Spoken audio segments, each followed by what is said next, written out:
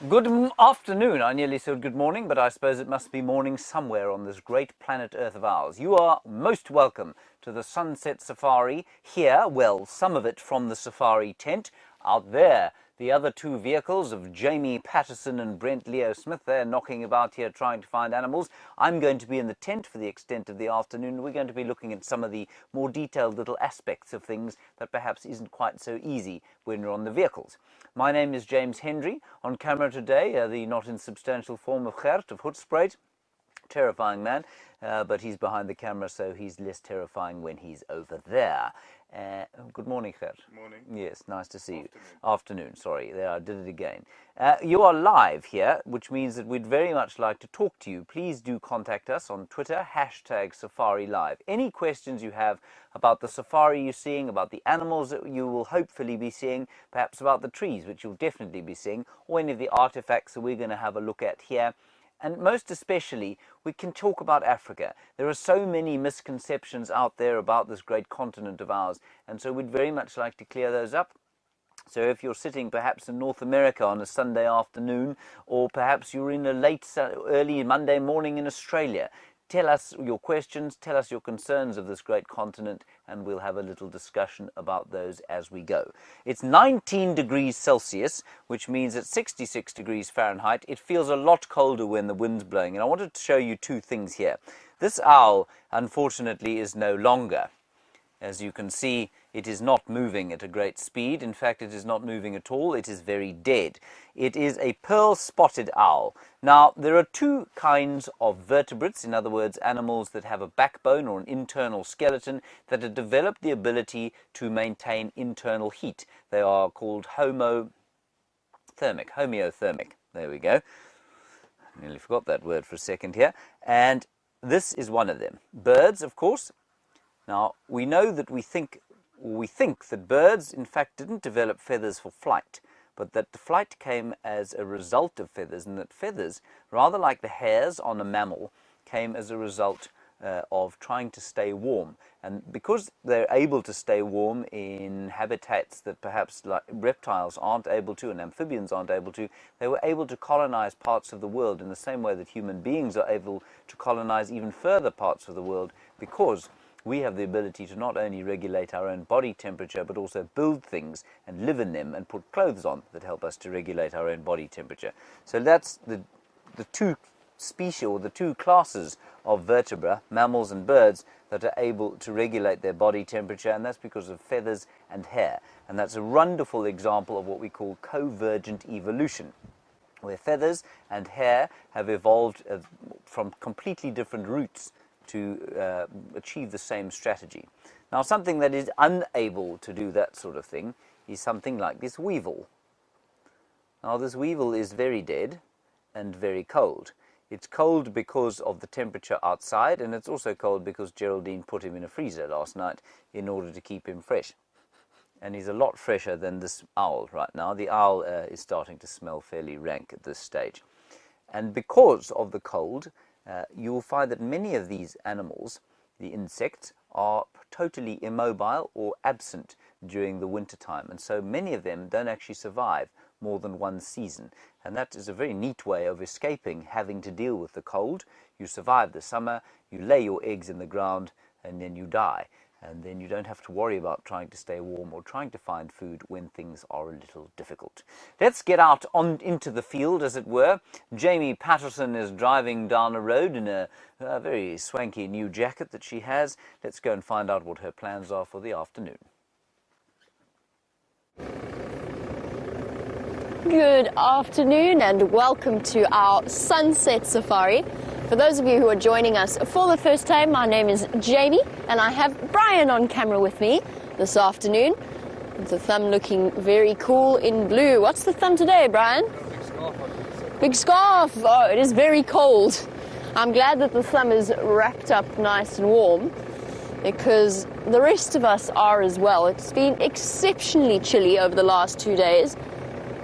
It's actually been rather unpleasant weather here on Djuma. And nevertheless, I get the feeling that the worst is over. The wind is slowly going, and we've got some exciting things planned for you this afternoon. The wonderful news, of course, from this morning, in case you missed it, was that Mvula was found on Djuma once again. It's been months since I personally last saw him. I think the last person who saw him was Brent before this morning as well. We've got our two master leopard trackers, Brent Leo Smith and Herbert, both on the case of trying to track down and figure out where he went in between the drives. And we'll keep our fingers crossed that he makes another appearance this afternoon. I'm going to be checking the northern boundary for a couple of reasons. But the most important is that this morning, Abel saw the Nkuhuma lioness that is most definitely denning in the drainage line close to Voyatella, and he saw her returning back to head to her cubs. Now what's interesting about that is just after that, the Nkuhuma's made a kill in Buffelshoek itself. So she obviously coming back. If she didn't have babies, she would not be moving south back towards that drainage line and away from the food that the rest of the pride was enjoying.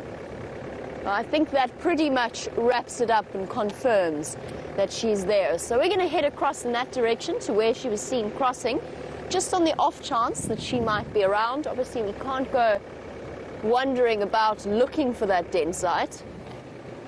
First of all, we're not going to, for her sake and for their sakes. And second of all, walking at the moment in this weather is not really entirely pleasant. It's actually quite scary. And all of us, when we go out tracking, feel that nerve, or the nerves, when the wind blows. And on the subject of our various leopards, I know when Mvula was left, he was hunting. Winston, a very, very warm welcome to you on this cold and windy day. You are one of our newer viewers and would like to know why leopards take their kills up into trees. So, leopards have a very large percentage of their kills stolen from them. There's something of a hierarchy out here in the bush. There's the lion that sits on top in terms of the predators, and then the wild dog and the spotted hyena that vie for second and third place. And then there is the leopard and then the cheetah underneath that. Now, a leopard is not going to risk injury by trying to fight off a hyena so that they can protect their kill. And so what they do in order to not necessarily prevent but certainly reduce the likelihood of that kill being stolen is they pull it up into a tree. And it's an incredible feat for a leopard. Recent research suggests that more male leopards hoist their kills more often than the females, which makes sense. Males are basically double the size of the females, so it just means that they've got that extra power needed to haul a piece of dead weight right up the tree using their claws and their teeth. Now, chatting a bit about leopards, let us head over to Brent Leo Smith's vehicle to find out how that leopard search is going and whether he's found anything strung up in a tree.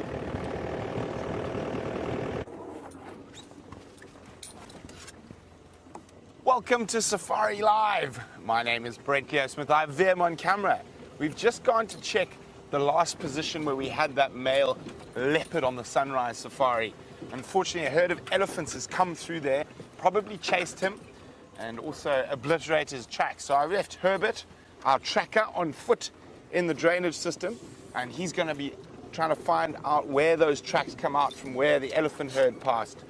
So he was just in these thickets off to my right here, but we're going to do a bigger loop around in case those elephants chased him a bit further.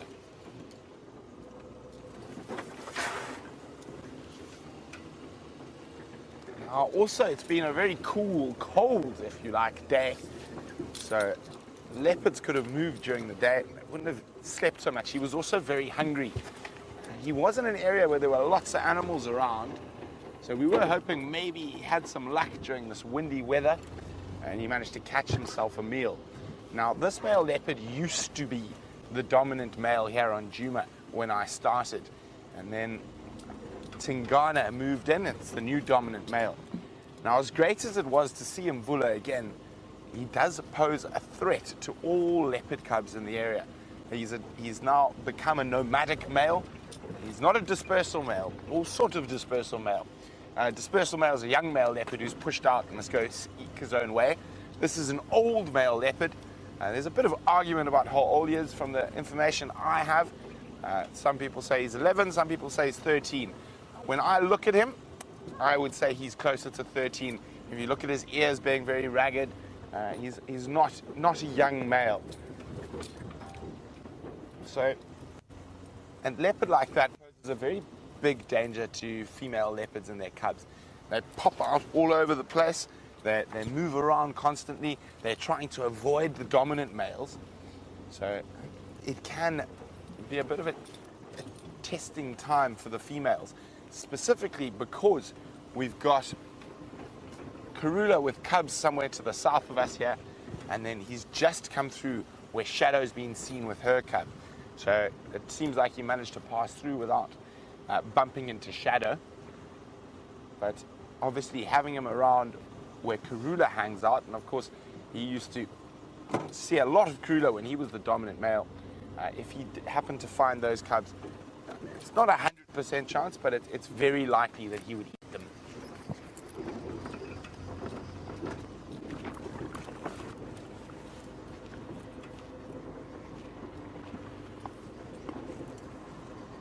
Just in case, he could have gone any direction. So that's why we're going to do a big loop around, make sure his tracks don't pop out anywhere. He might have headed back towards the Buffalo's Hook waterhole. That's the closest water at the moment.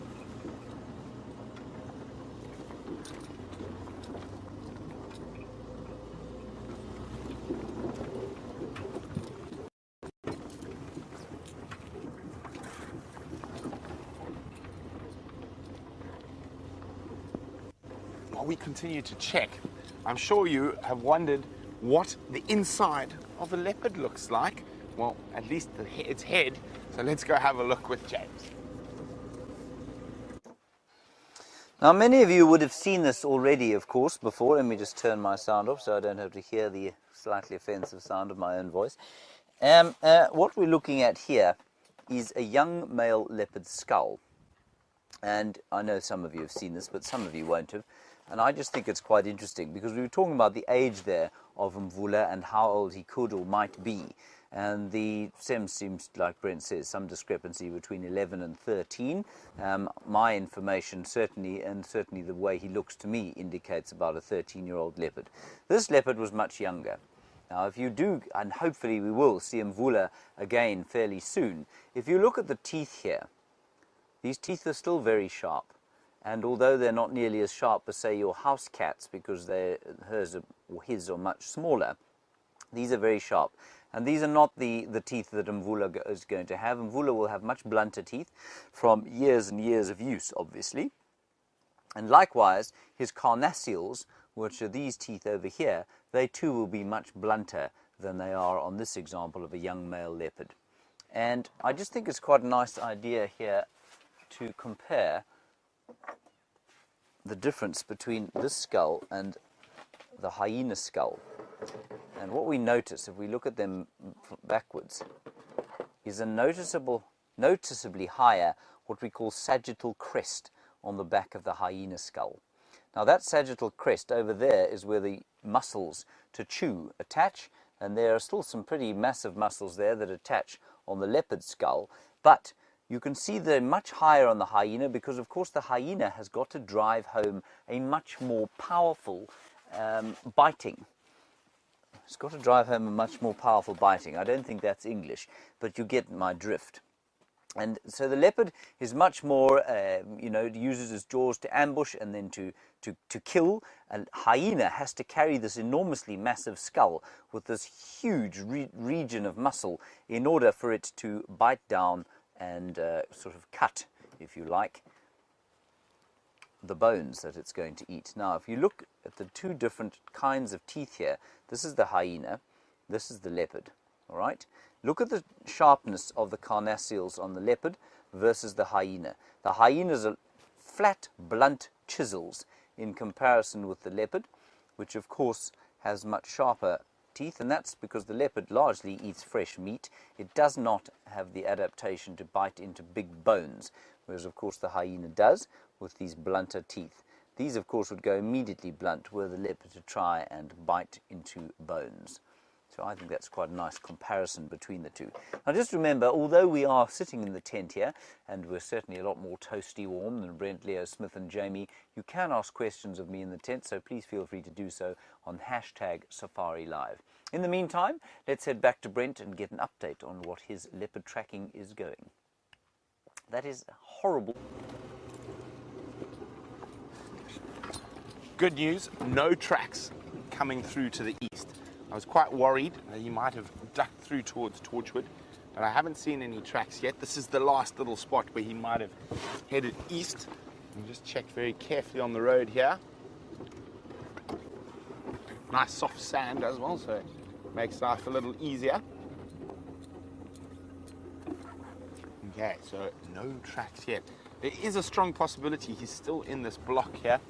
When I refer to a block, I mean this little big area between the roads. And this block's got a wonderful little river system in it, a little dry river system, lots of big trees, lots of great places for a leopard to hang out.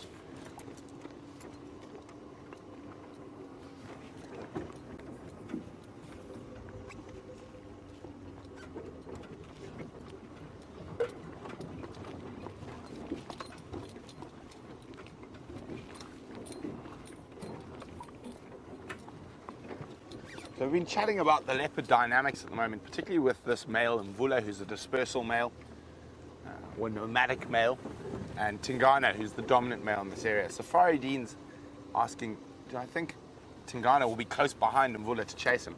Tingana actually passed through the property yesterday, so he's actually behind, Mvula's actually behind him, and he'll be listening to those male leopard vocalizations and trying to go to the area where he's least likely to run into one of the dominant males.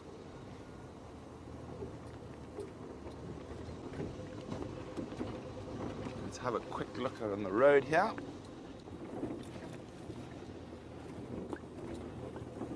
We got nothing here. All good signs so far that he hasn't left the area where we had him this morning, and that's really good because Herbert's there on foot, and it's often much easier to find these animals on foot. So you can take your time, follow the tracks carefully.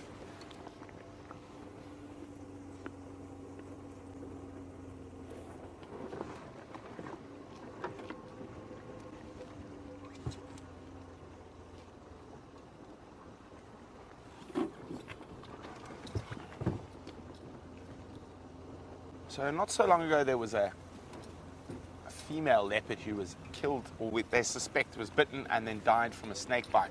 Christopher was wondering, wasn't it supposed to be Mvula? It wasn't. It was a female leopard called Kwatile. And in about March last year, we actually saw Mvula mating with that female.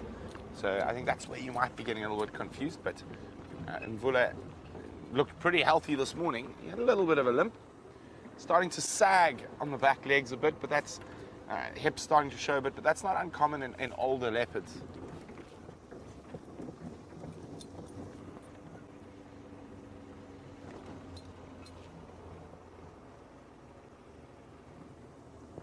He could have done a dog leg back up here. I'm going to check at the water hole quickly as well. So the last place I had him was probably 200 meters to the south of us here in that little river system. And he went into a spot that we couldn't take the vehicle in. It was too steep, too thick.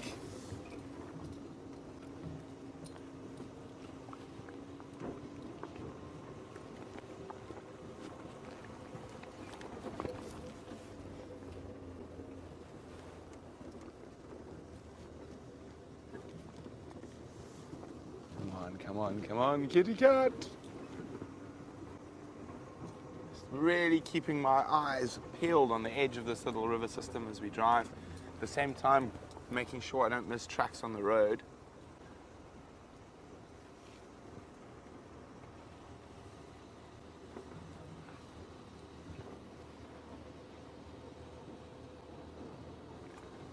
Also having a quick glance up into the trees. Maybe he had some success. And while I put all my attention on trying to find you guys a leopard, let's go see what Jamie's up to. While Brent goes off in search of a spotted cat, I'm looking for a somewhat larger and more tawny of the big cat variety. So she's in here somewhere, and I'm going really nice and slowly, because the nice thing about new mothers, or at least the nice thing about them rather than the nice thing for them, when new leopard moms and lion moms, they get a bit tired of the suckling, mewling babies that they have to look after, and what they'll often do is leave the babies in the den site and move a little bit away from it to have a moment to rest and relax, kind of like a tired and overworked mom having a bit of space, maybe a bit of spa time.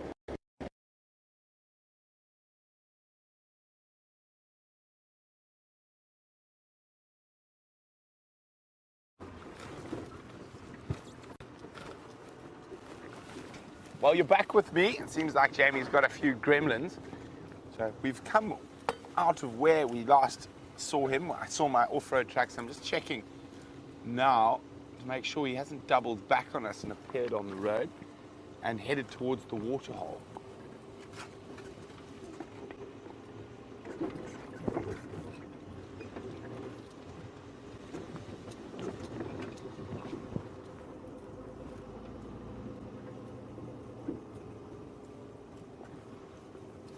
The windy, cold weather is probably quite good for him.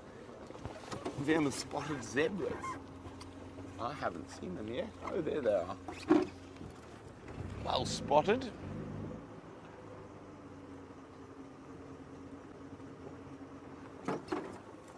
Now, how's that for him? So you notice they're all around that large termite mound there. And they're taking advantage of some of the grass that's still growing on the edge of it. Looks like chorus grass. Not the most palatable of grasses, but it is a drought. One must not be too fussy.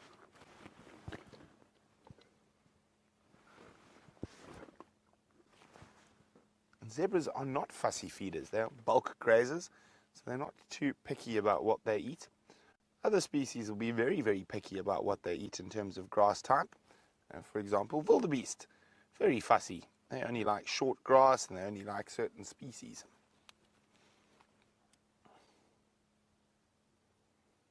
And the most fussy of eaters, the most fussy eaters of all, probably roan and sable in South Africa. And most of their diet consists of one species of lovegrass.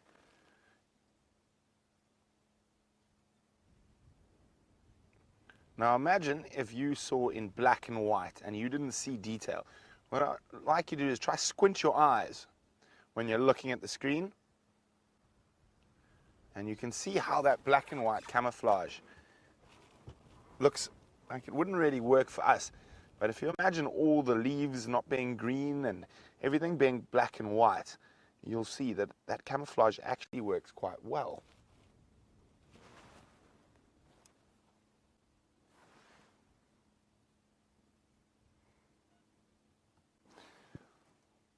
We're going to keep checking for this male leopard, but while we leave one large bulk grazer, Jamie's got another.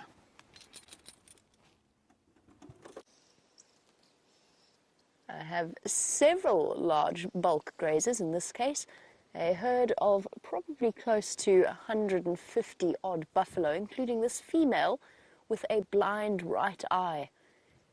I don't quite know what happened to cause that. Maybe a cataract, maybe some kind of damage in her youth.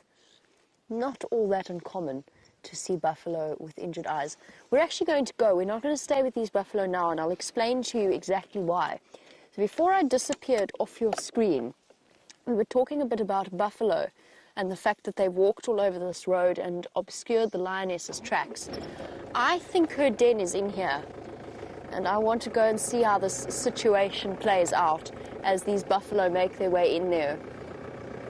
And it's not unheard of for buffalo to seek out and to either kill or injure lion cubs in their den site, kind of as a way of sort of like, well, we're going to, it's all right, buffalo, it's okay.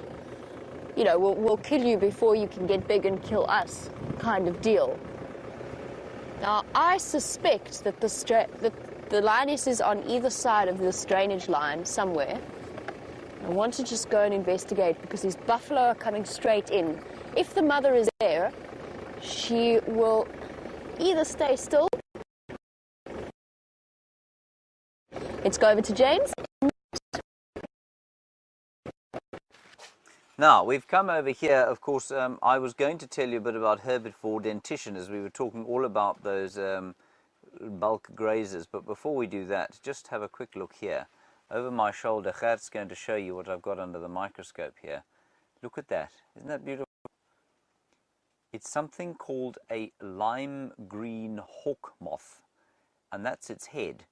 And this is a Mrs. lime green hawk moth. We know that from her antennae there, which are not combs. So you can see they're pretty straight and toothed, but a male, which has antennae specially designed to pick up pheromones that are exuded by a female like this, has got a long antenna with sort of a wide comb on it. So this is Mrs. Moth. Mrs. Moth is equally as beautiful as Mr. Moth, and I'll show you the whole picture of him now, or her, sorry. There she is. Isn't that an astonishing colour?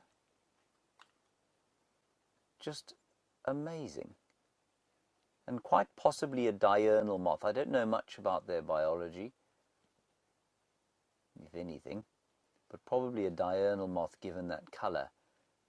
And probably tree-dwelling, you would think, given the amazing colour. So that is the lime green hawk moth. I'm going to put her back in her jar.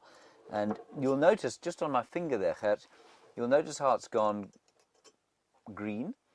And that's from the scales. Now, although you looked like the moth had hair on it, they don't have hair on them. It's scales, and they come off as soon as you touch a moth. And many of you will know that, of course, because when the moth flaps over your face as you're sitting outside of an evening around a campfire and you do that sort of thing, you know that the moth leaves this kind of dustiness on you. It's not normally that pretty green colour. Now, I have in another jar over here a herbivore tooth. And this, I believe, to be a buffalo tooth. And let's just have a look at it. Now, a bulk grazer like a buffalo, in fact, most herbivores will have teeth like this. This particular buffalo was A, old, and B, I think had probably been at the toffees for a little while. But you can see there the different parts of the tooth. Now, that sort of, how do we describe it? Plain white, crystal white, clean white colour is the enamel, and inside that, of course, is the dentine. Now, a tooth like this will grow throughout the buffalo's life. It has to, because the buffalo is grinding its teeth together day after day after day after day. So it has to keep growing. And if you leave, for example, if domestic horses, which don't obviously use their teeth anything like wild animals like zebras would, you have to file their teeth because their teeth keep growing. And it's the same with the buffalo, especially the bulk grazers, which have to eat a huge amount of, as Brent was saying, not fussy about what they eat, but they swallow their things, re-chew them again and again and again and again. So they have to have very sophisticated teeth. Brent has got a really special bird to show you.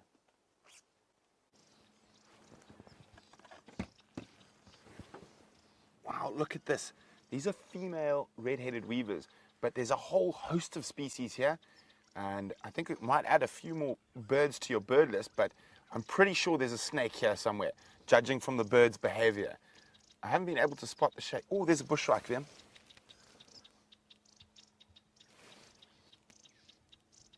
Oh, he's popping down. There we go, look at that. Orange-breasted bushwhack by the looks of things. Very pretty bird.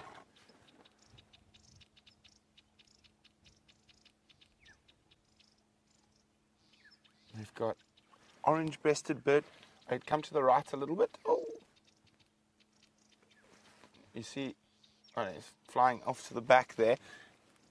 Oh, there he is. That's a brew shrike. So that's 3 species we've got so far. I'm just still trying to see. They're alarming like mad in the center. What have you spotted, Vim? Ah. Right? It's a little crombeck. 4 species.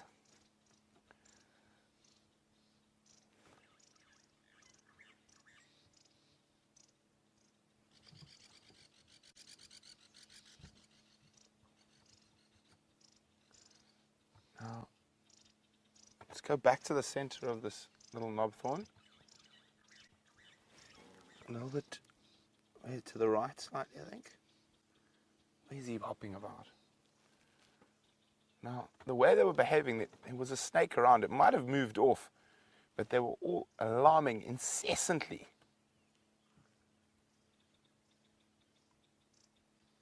And they're still alarming behind us. Let's just go back a little bit. Maybe there's a snake that's moving along the ground.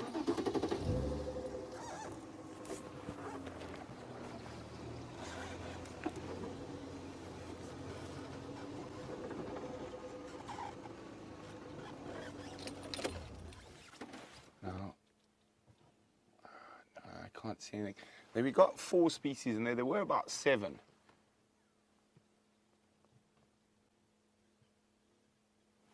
Okay, well, something around here. And sometimes you'll find the little birds alarming like that for a leopard. But in this case, I just think from the behavior, it was a snake. Just hang on 1 second. I'm gonna have one last quick look. But nope, can't see anything. So from the tiny little birds, let's go back to Jamie and those large bovids. Brian and myself find ourselves completely surrounded by our large bovids, making their way slowly through and over the crossing of the Mulwati drainage line.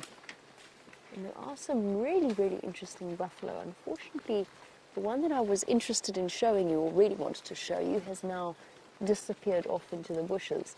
There's a young male buffalo with, I think, the biggest set of horns I have ever seen of a buffalo of that age. He's going to be an absolute monster when he grows older. Enormous. And the nice thing about us sitting here is that we get to view these animals while they're perfectly relaxed, because they've decided to come to us rather than the other way around. We just had to park off and wait for them to come past. The good news is, for those of you who are worrying, is I haven't seen any signs of a frantic lioness rushing out of the area. I haven't seen or heard any buffalo panic. It doesn't look as though they've even smelt lion at this point. But perhaps she's moved her den a little bit further to the north of this drainage line. I think they would have given us some kind of indication that they had found her. Everybody looks perfectly relaxed and perfectly calm. I said about 150. I'm going to up the estimate to about 200 buffalo that have just walked past. And bulls and cows of all ages, including a couple of little stragglers coming through at the back. Might need to reposition for you to see them, but we've got a view of them so far. They are going into the one, they're going further north than I expected to, which is the other area where I thought she might have had a den site. We don't know exactly for certain. But we'll just do a nice loop around this area and just keep checking in case she has been pushed out. There's a very, very young calf. One of the last of this season, I would say. Yes, little one, with your cute horns. Off you go, into the safety of the herd. It doesn't pay to be a straggler out here. And that's just like that. A herd of 200-odd buffalo slowly melting into the bush. The females very clearly distinguishable from the males, with their tufts of hair in between their horns. Males having much more solid horn bases, or bosses, as they are known. There's some hip bones showing, some ribs showing. Starting to feel the effects of the drought. and the lack of the food of the dry season, which you've seen. We've stopped quite a few times and had a look at what little grass there is left for these bulk grazers to eat. So while they head off and struggle along to see if they can find their next meal, let's find out what James is up to in the tent. I'm not struggling, of course, because I'm warm here in our toasty little tent, but we're going to try something new now. As many of you will know, I am the world's worst artist, but that has not stopped me making valiant attempts at art at various stages. Now, we had a question from Debbie in Vancouver about the geology of the area, so I'm going to try and give you a very quick idea of what the geology of the area looks like. And I'm going to do the whole Kruger Park, and then we'll do a little section on the Sabi Sands. So, here we go. The Kruger Park basically looks like this, with a boot at the end of it. Looks like something like that. Yeah, that's a brilliant description, don't you think?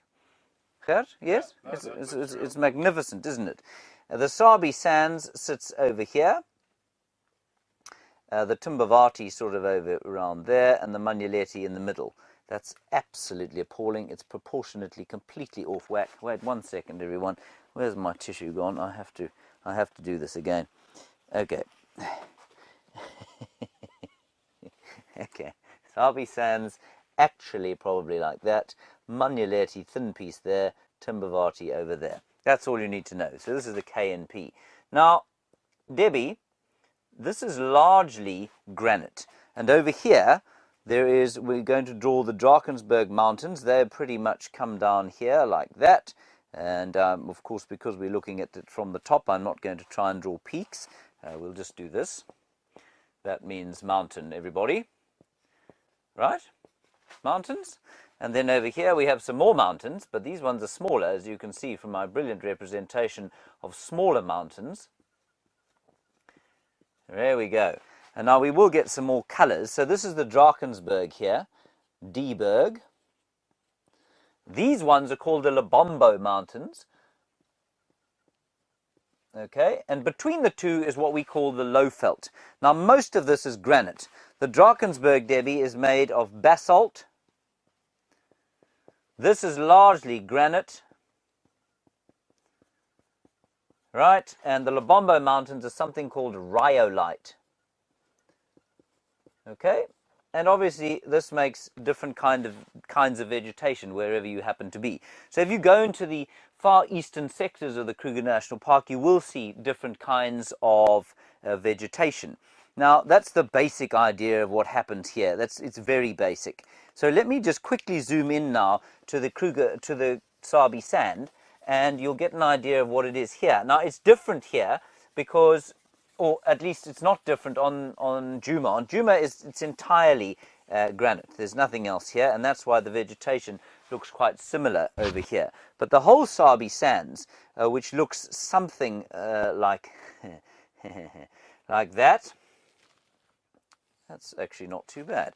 Not a bad guess there. Sand River coming down through here, Sabi River coming down through here, and they meet somewhere over there. We won't worry about that particular section.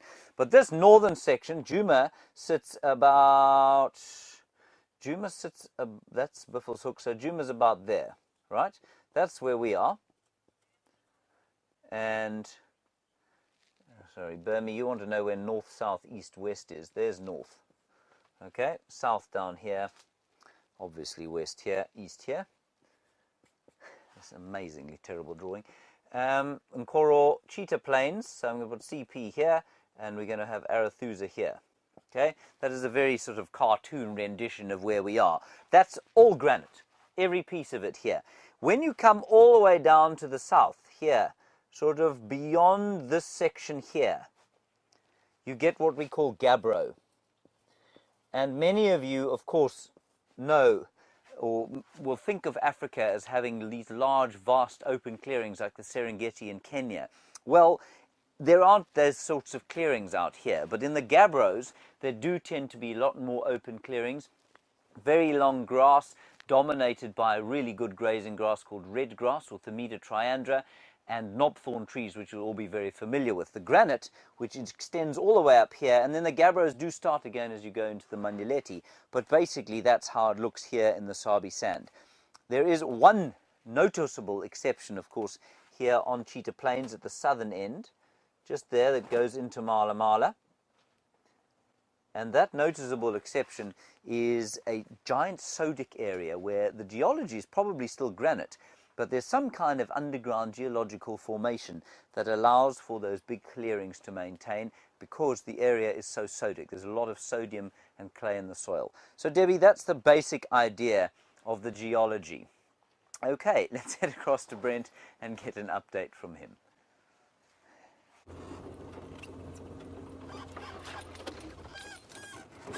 We've done another loop around the same area, now the zebra a bit closer to the road, as well as some waterbuck.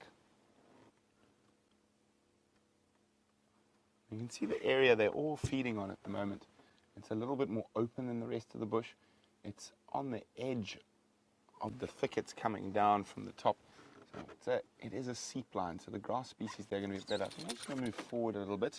Might get a better view. Big bird. Big bird. We like big birds.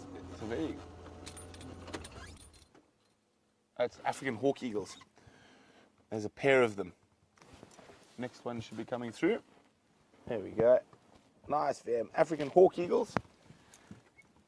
Quite often we see them in pairs, and they actually nest on the next road over.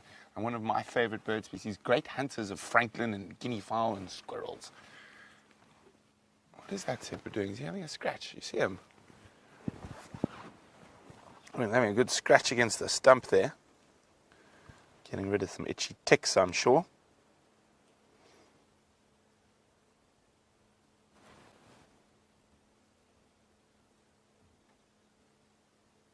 Changing position slightly. Oh, that looks good. It's really working that stump.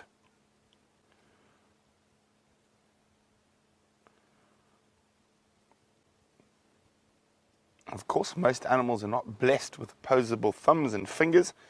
So to have a scratch, you've got to find the closest rough object, maybe not too rough, that you can rub against. It all depends on how thick your skin is. So different animals have different rubbing posts.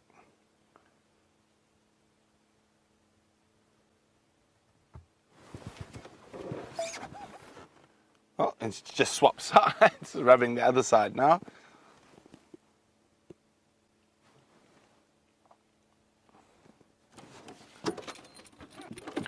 So I just had a chat to Herb on the radio, who's trying to find Mvula for us. He's walking down here. Now, he said, unfortunately, the elephants have literally obliterated all the tracks. So he's going to try go back to where we last saw him and then try figure out from there. So what we're going to do, in case he continued south, we're going to head down towards the Mawati River. Oh, but before we do that,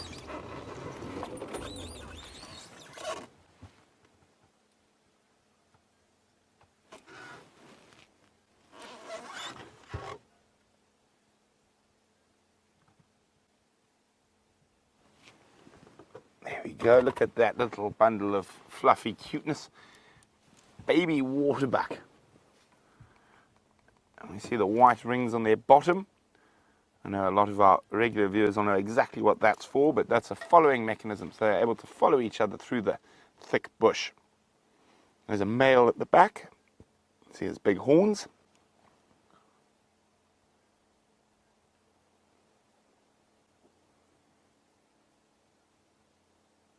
And all the animals are going to be very alert today in this windy weather.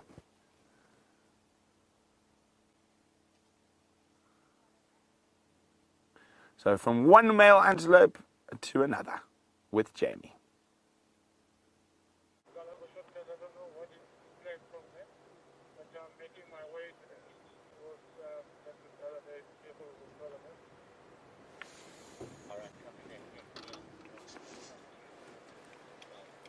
Oh dear, it seems as though you were with us a bit sooner than I realized for some unknown reason.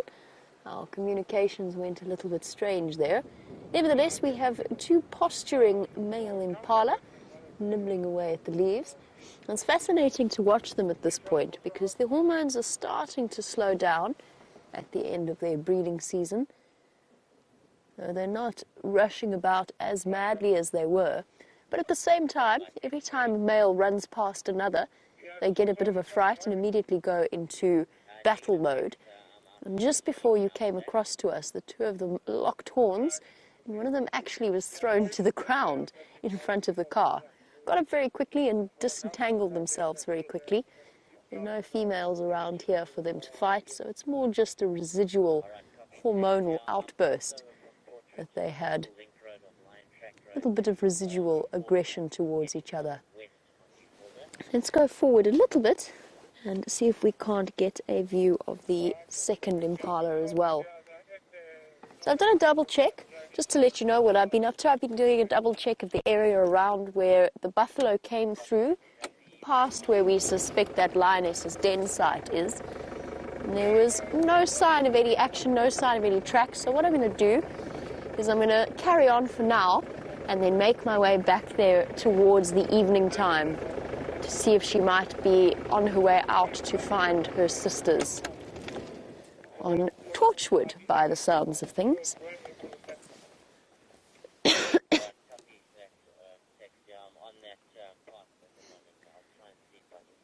we go, keeping a modest distance from each other. I was looking at photos of an antelope called a geranook or a geranook, depending on where you are and how you pronounce it. It's an antelope that you get up towards Somalia and the Eastern African, sort of Central and East African regions, that so very clearly came from an impala in some, or at least shares an ancestor with an impala, that it's absolutely phenomenal. And what this antelope looks like is if you picture this impala and then with a really, really stretched neck and really, really stretched legs. And that is what this particular antelope looks like. Now, I don't happen to have a picture of it, but Brent might be able to show you one when you head back onto his vehicle. And you can see what I mean about what a fascinating creature it is, and why I say that it is so clear that it shares some kind of ancestor with our impala that we have here. And sometimes I wish we could trace back the history and go back in time and just see the way in which things worked, because there's quite a distance between our impala, physical difference I mean, physical distance. There's a difference between distance between our impala and where this particular species of antelope roams. What it does is it actually stands on its back legs and nibbles away at the leaves. It's phenomenal to see. Yeah. I think our impala are going to disappear off, so I think that we should continue on and see what we can see. I think there's a chance that if your questions are coming through to me, I might not be hearing them, so forgive me. I'm not ignoring you.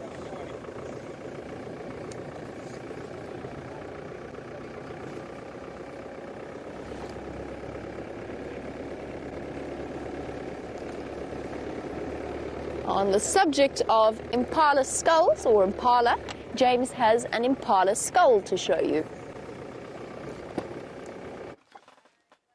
Here it is, everybody, an impala skull.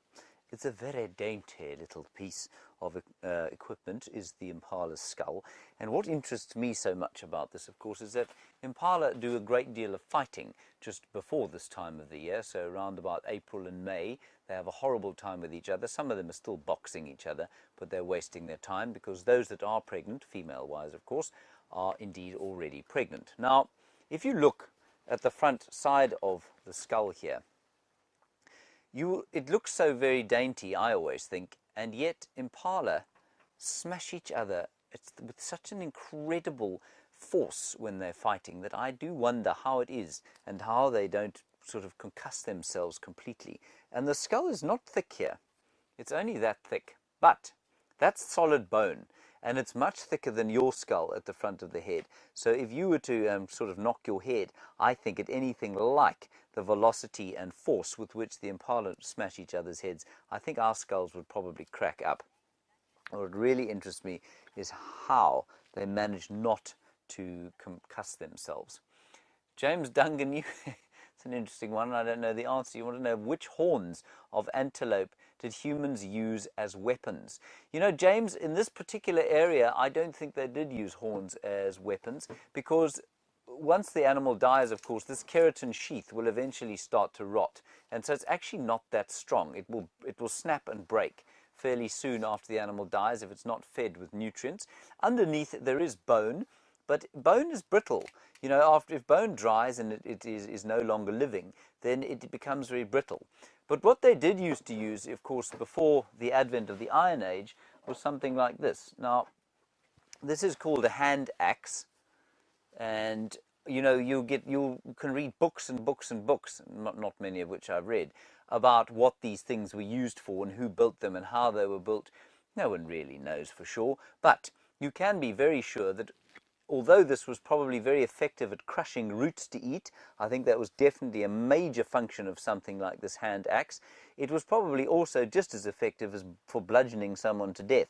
And so I think you'll find that this was a sort of a knife, a fork, a spoon, and also an axe, and possibly also a defensive weapon. I mean, if you tie a piece of stick to this, it becomes a very effective kind of axe. No longer a hand axe, but very effective axe. And so I think far from using these sorts of bones, I think people probably used this sort of thing, and they eventually, of course, became spears, much more refined than this particular one. And then with the advent of the Iron Age, and Iron Age people have been living in this area for probably 1,500 years. And so with the advent of the Iron Age, of course, well, then spears were the things that people wanted to use rather than stones and bones to attack each other with. Let's, before I tongue-tie myself completely, let's head across to Brent Leo Smith and find out what he has to tell you.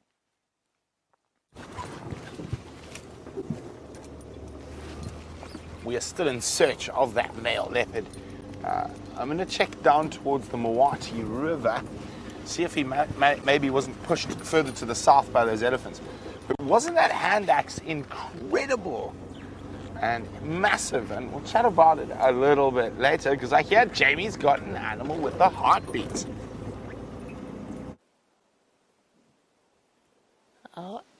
We do indeed have a heartbeat hiding behind the trees. In this case, one of my absolute favorite antelope, a bushbuck. As you can see, a little bit panicked by our prolonged attention of her hiding spot. And just like that, off she goes in very typical bushbuck fashion, trying to hide herself as deeply in the dense vegetation as possible. And that bushbuck has given us a really clear indication of what most of the animals are doing on a day like today. And that is hiding away wherever they can, trying to shelter from the wind. And in this case, a drainage line or a river system, you can sort of clearly see where rivers would have flown through, or at least have hewn away at the soil. And it provides a perfect spot to shelter from the wind. If you're a leopard, it provides a perfect spot to come and hunt.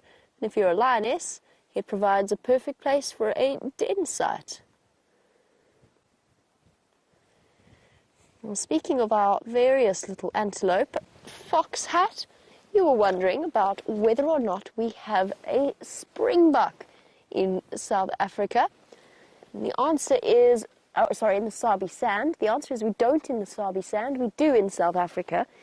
They are more of an arid species, so they essentially fill the same ecological niche as something like an impala. They're quite a similar size, just a little bit smaller, but they're more towards the western and northwestern parts of this country, and then actually right down towards the Karoo as well, around the area around Cape Town. They're amazing animals. They look very similar sort of structure to an impala, but with that very thick black stripe that runs along the side. And their name comes from a very particular type of prancing that they do, a type of stotting. Now, stotting antelope do when they want to show you how energetic they are. It's the equivalent of, I don't know, what would be a good example? Perhaps boys doing Nyala dance around Fireside Chat or possibly sprinting along quarantine. Either way, that's the antelope equivalent, is stotting. And springbuck do something known as pronking, which is where they arch their back right up and draw their legs together and spring in a kind of very, very peculiar, very fascinating stride. And it's their way of basically saying to everything else, I'm incredibly healthy, I'm nice and strong, look how high I can jump, don't even bother trying to hunt and catch me. Unlike our bushbuck that pull disappearing acts, as she has done. Camp bushbuck that live around, I can't remember what he called it now. There are several that hang out around the windows. Over to Brent for an update on his search.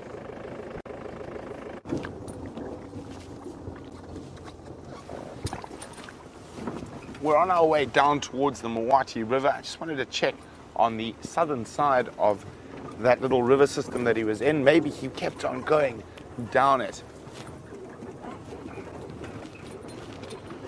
And I was just saying that hand axe James had is amazing. Now, early Stone Age, imagine how powerful you would have had to have been to use that to break things open. And that particular hand axe is from not too far away from here.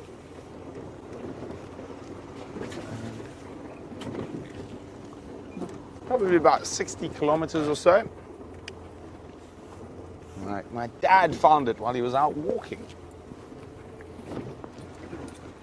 It's a sort of a family hobby, looking for different stone tools and fossils and things.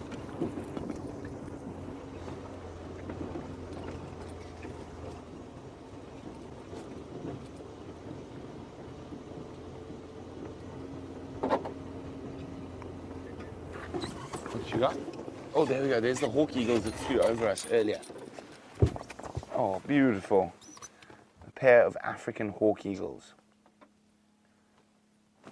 Oh, and you can hear there's a grey-headed bushwhacker who's not happy with them in the presence. That. Oh,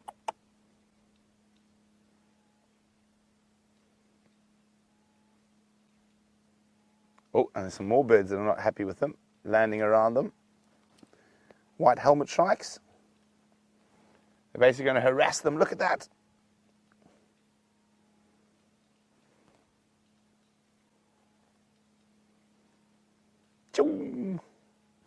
Now, there's no chance that these eagles will be able to catch those little birds. They're just too fast.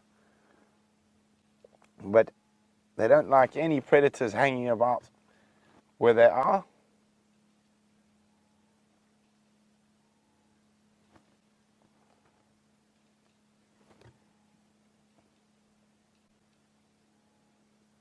I don't know, Vim, can you pick up that?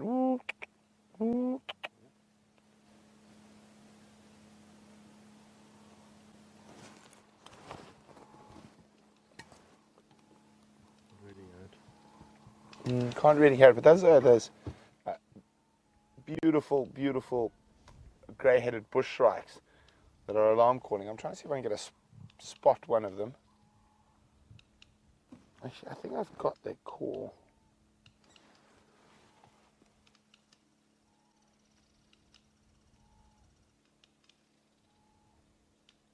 They're probably going to batten down the hatches for the evening, the hawk eagles.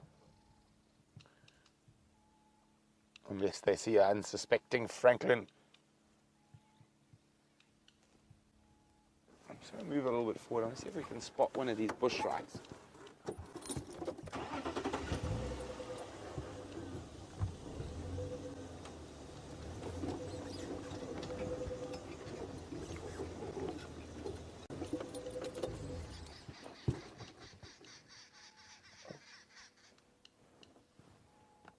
I'm just listening. There's a pair of them calling.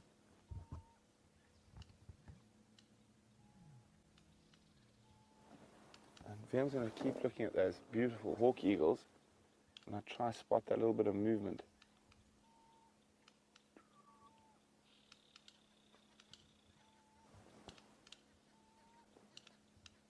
Oh, he flew. Damn it.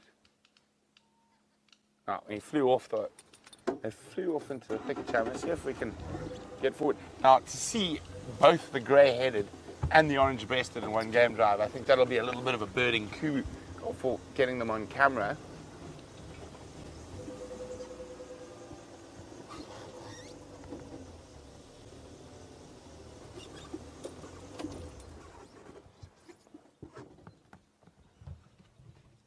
Oh no, it sounds like they've moved further away.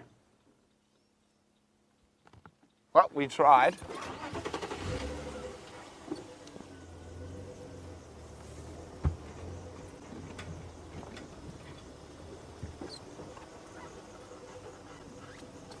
Really?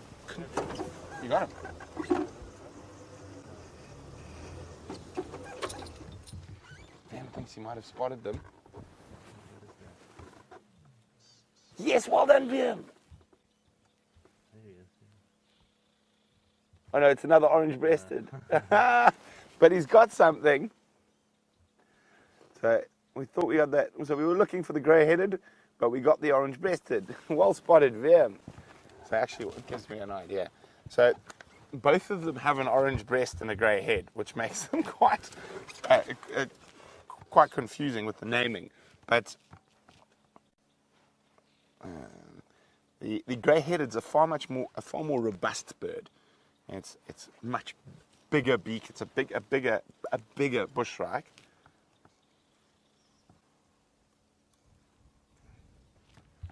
Just quickly undo.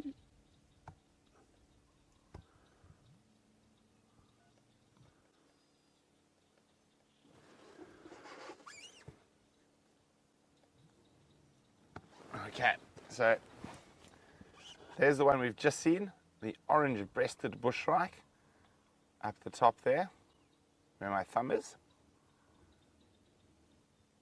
And we can see that yellow stripe quite distinctly there in that. And then if we come down to the bottom here, there's the grey-headed bushshrike, who's also got an orange breast and a grey head, but you can see he's got a yellow eye, much bigger than the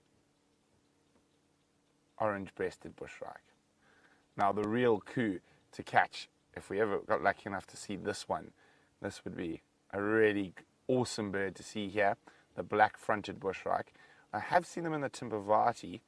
I've never seen them in the Sabi Sands. You can see where they occur. Very, very rare to find them. But I have seen them not too far from here, but it would be quite strange if we did find one. It's one to aspire to.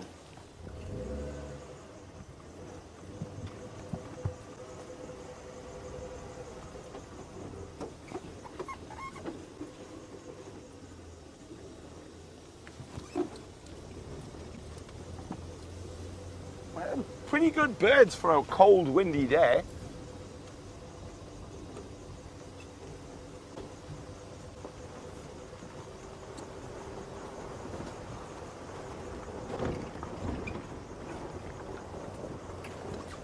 Andreen is wondering about the bird we saw in the beginning. Can I give its name?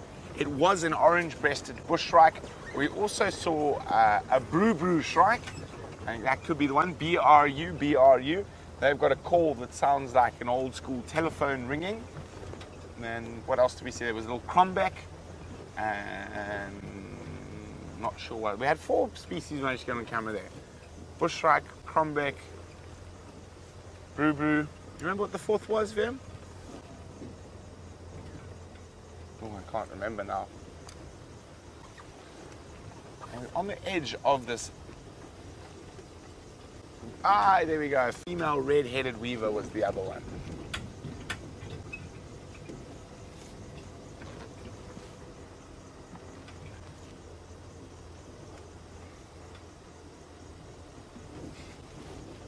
Now, I'm not quite sure what's happening in the tent, apart from the fact that James is nice and cozy with all his lights keeping him warm.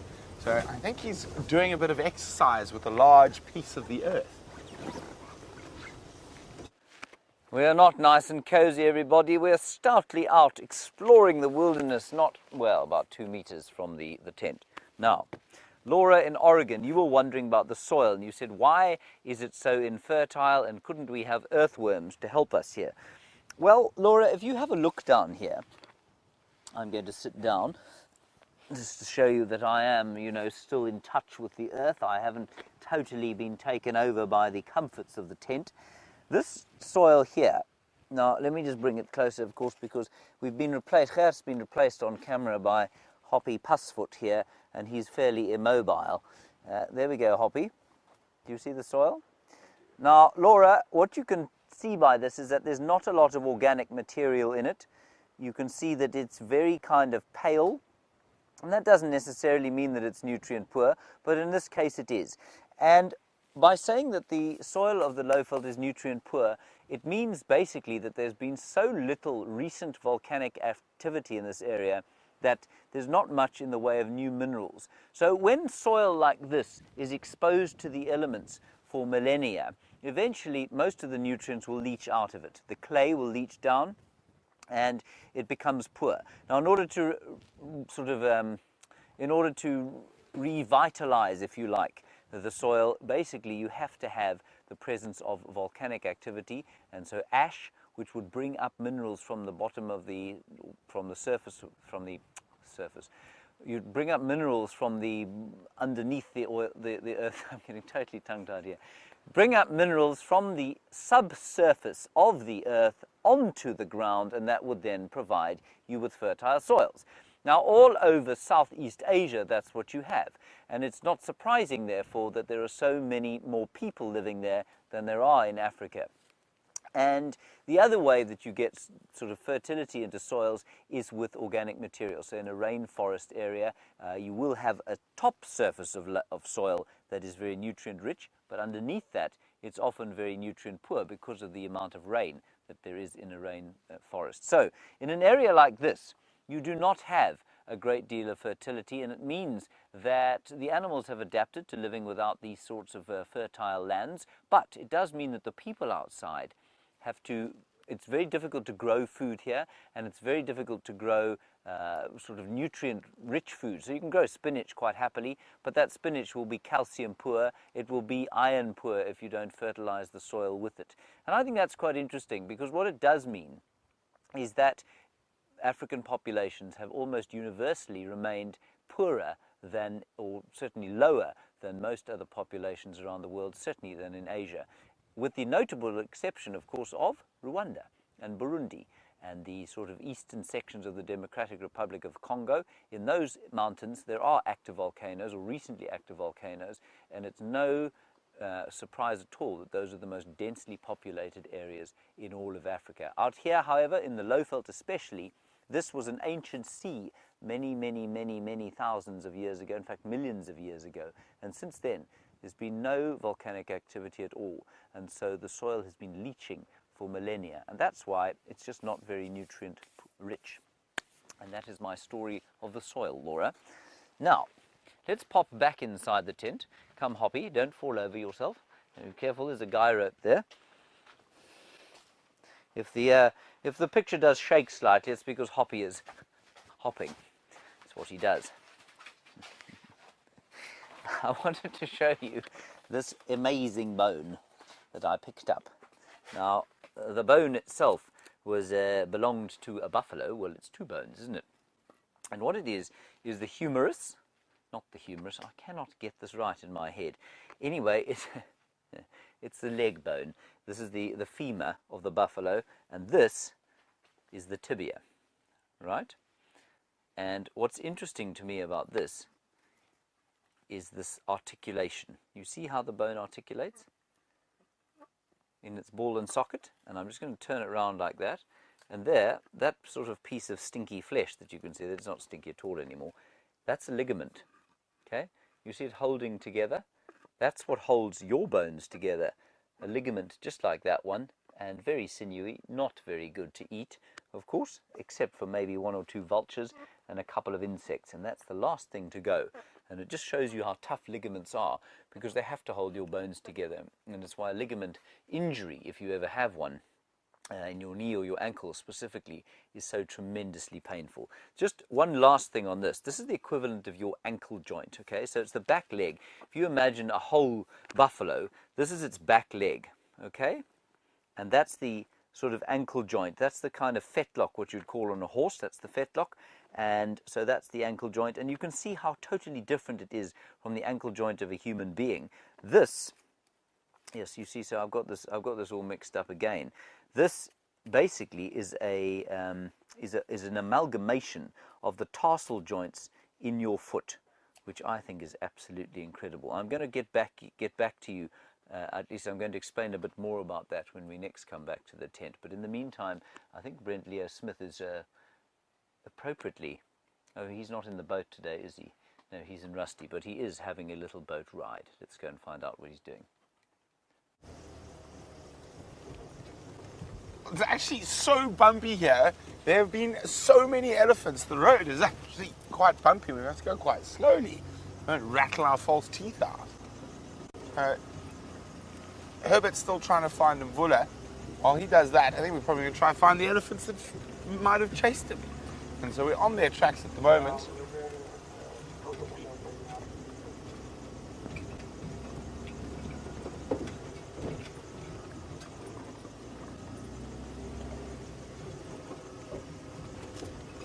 You can see here, and we can feel it now. Watch this. Normally you get into the ruts here and the car just stays. You don't even have to use the steering wheel. But now the elephants, there have been so many elephants here. And the car's wandering around.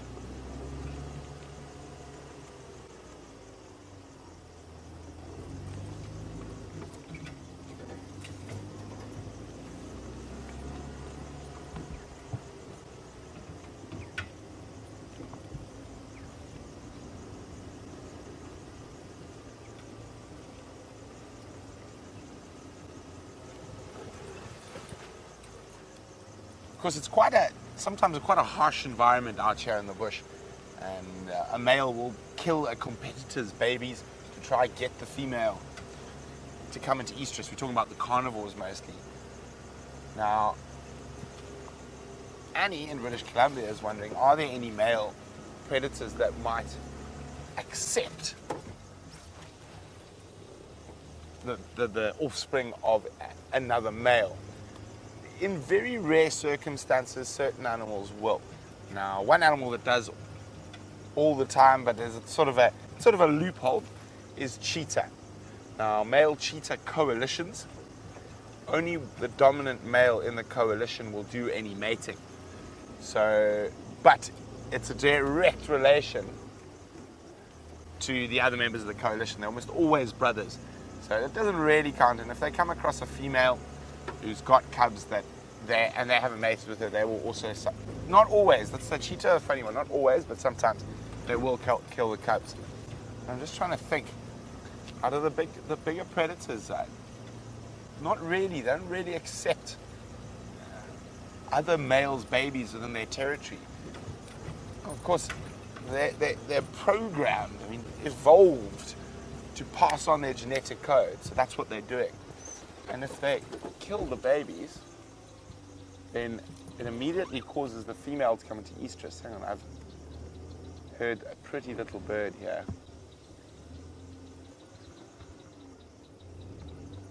I can hear them calling, tink, tink, tink, tink, tink, tink, tink. Let's see if we can get a visual of them. Psh, psh, psh, psh, psh. That normally causes some of the little birds to pop out.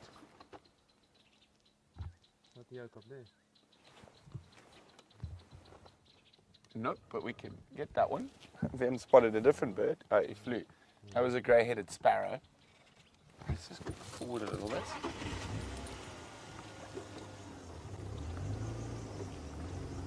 I'm looking for a little flycatcher. I can hear them somewhere in here. Oh, there's a couple of different bird species we go through. Oh, wrong one. It was a white helmet shrike, but go back into that. Oh, there we go. Those are the same birds that were bombing the hawk eagles earlier. Okay, well, the Battises are too far away. We'll keep going. Birding in this weather is quite challenging.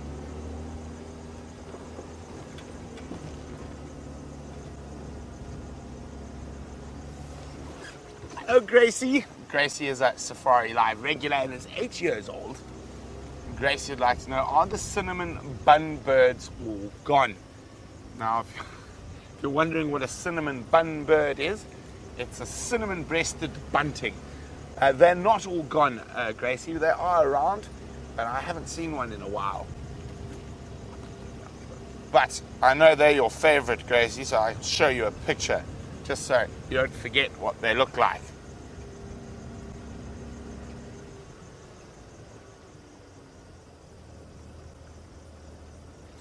There we go. There we go. That's the cinnamon bun bird or a cinnamon-breasted bunting. That is the male. So they are around. We could see them any time. You can see that dark green is where they will be for the majority of the year, but the light green, they spread out during the winter months. So they might have spread out a bit, looking for more to eat because of the drought, but I'm sure there's still some around within our Traverse area.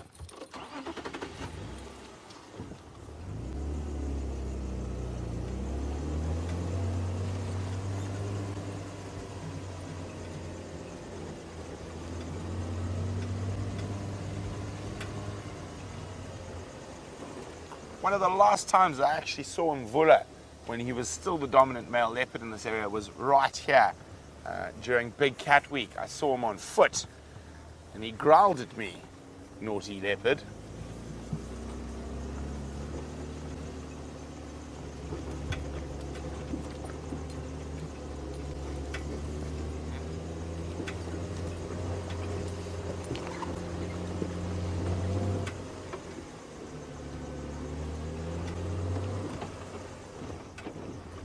Now, a very interesting question posed by Michelle in New Jersey. She's saying, are we sure Krula didn't mate with Mvula when he was hanging around late last fall? I think it was the beginning of summer for us. She might have, but there would have been no reason for her to mate with him when he's no longer the dominant. And the other thing, even if those are his cubs, he's in that stage of his life where he'll take a meal wherever he can get it. So eating a cub would be a nice, easy source of protein for him. So it's unlikely. It's unlikely that he fathered those cubs. There's always a small possibility. But with male leopards at that phase of their life, they are well-known cub killers and cub eaters. Now, as you can see, this is now twin dams, and it's been fixed up and excavated to become quite an impressive spot. It'd be lovely once there's some water in it.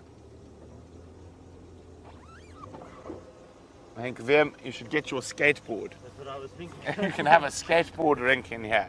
Whee! And then you can do a jump over there. You need an off-road skateboard. I think it's Sandboarding. sandboarding. Yes, that's an idea. Matter of fact, you should come tomorrow. Yes, we should come tomorrow, definitely, after sunrise safari.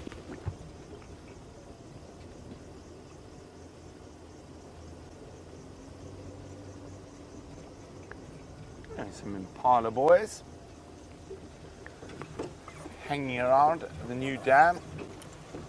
Maybe they gallop up and down and do tricks when we're not looking. I think they're more concerned with staying alive at the moment. You can see, not very relaxed with the wind scampering off.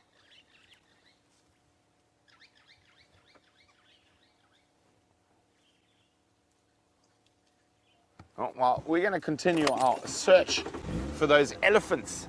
And while we do that, let's go to the warm and toasty James Henry inside the tent.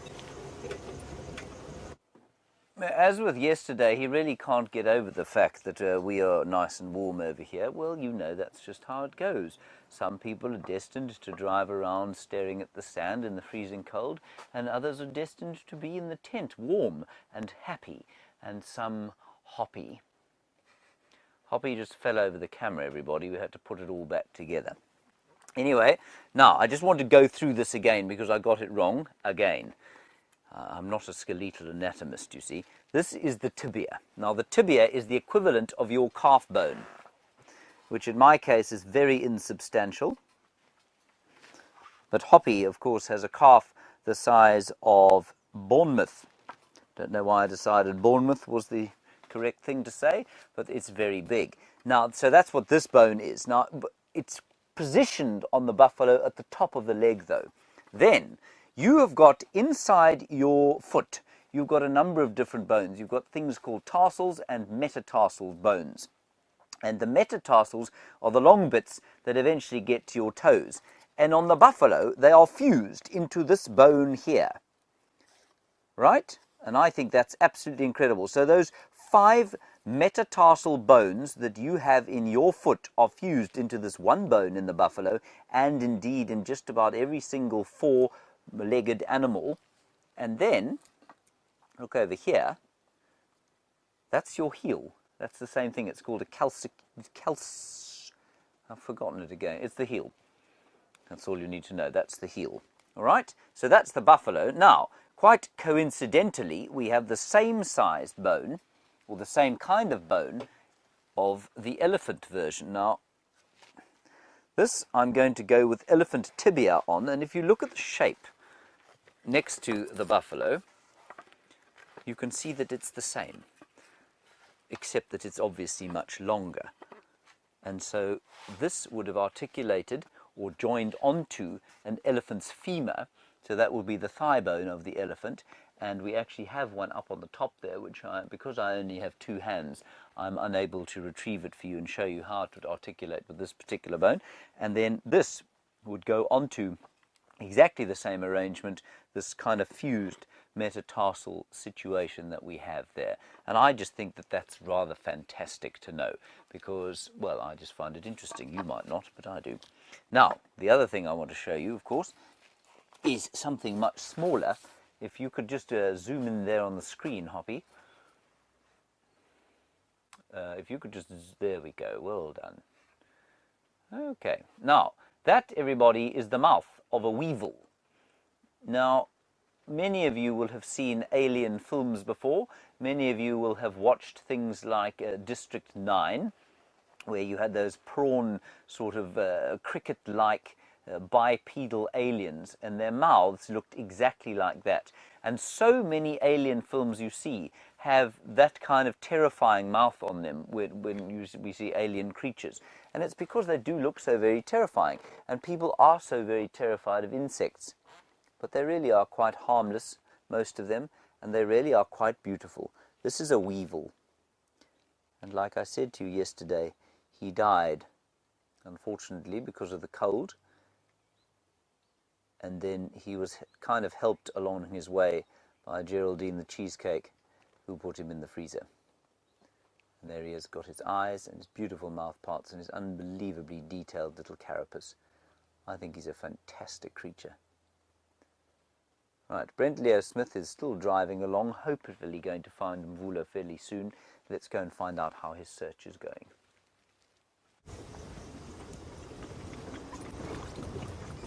I'm heading back towards where we last left Herbert, and we're going to have another last look, but it is really difficult with all those elephants in that area. I think it might be worth popping up towards Buffels Hook again to see if there's any sign around the water. But it's been so cool today, he probably hasn't needed to drink since he drank this morning. And then we might head further to the west. Oh! Hello, mister.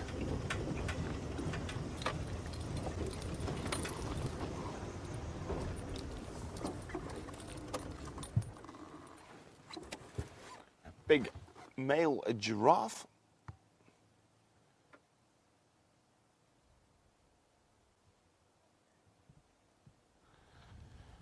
feeding off a buffalo thorn. You can see he's quite a dark individual. Quite an old individual. You can see that by his face. And you can see, without having to look at the obvious bits, just his size tells me that it's a male. Quite a lot taller than a female.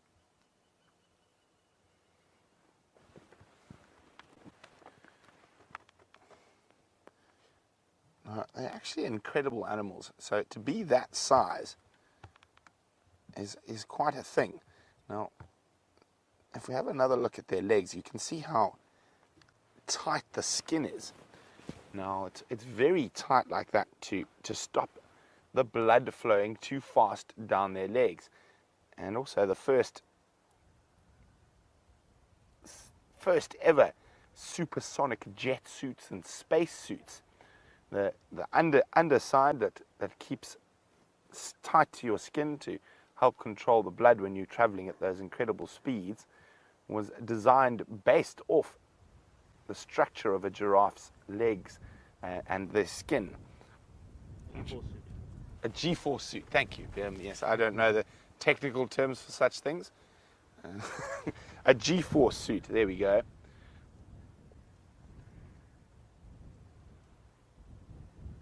Now, there are 9 different subspecies of giraffe that we know of so far, and they've all got slightly different patterns.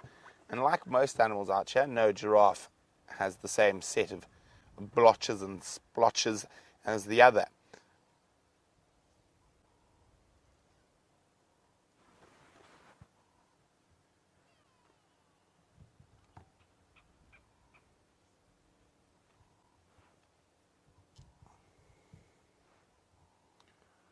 So if we have a quick look here then before we have a look at another giraffe.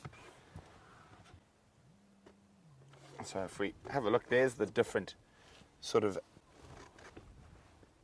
colorations and splotches. Here's our one here. So we're the South African, which is, you can see the range of them. And then up in northern Botswana you get the Angolan. But in terms of how they look, very, very similar. And there's the Maasai giraffe, which is, you can see, far more intricate. And then that is the reticulated giraffe, so very distinctly different from the others. Now that's Rothschild's, and the last one is the West African giraffe. So really fascinating. So there are slight genetic differences between those giraffe species. He's still munching away happily.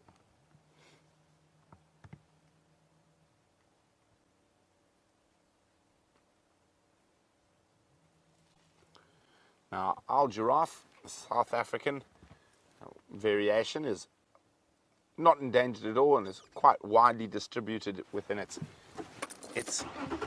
home range, both in protected areas and on private reserves and private game farms. Now, the West African giraffe is under in quite a lot of trouble. They occur through the Sahel zone, which is the savanna zone above the Central African forests. And unfortunately, a lot of the areas that they occur have been very heavily poached and war-torn for many years. And there he is, walking down the road. Now, as he walks away, he's not facing us, unfortunately, but just look at him up at his head.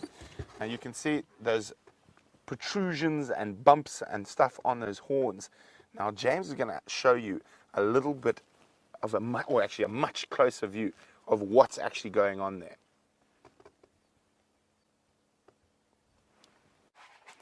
This is my old buffalo friend here. I'm going to put him over here on the shelf next to, close to the head. Not the same animal, of course, or same species, but different animal.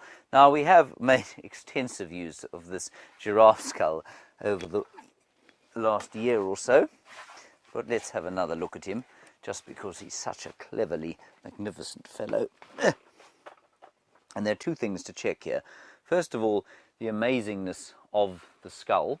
just the size of it. Look, I mean, I guess you don't get the impression of the size of a giraffe skull from watching it on the screen, but I mean, this skull is the same size as my torso.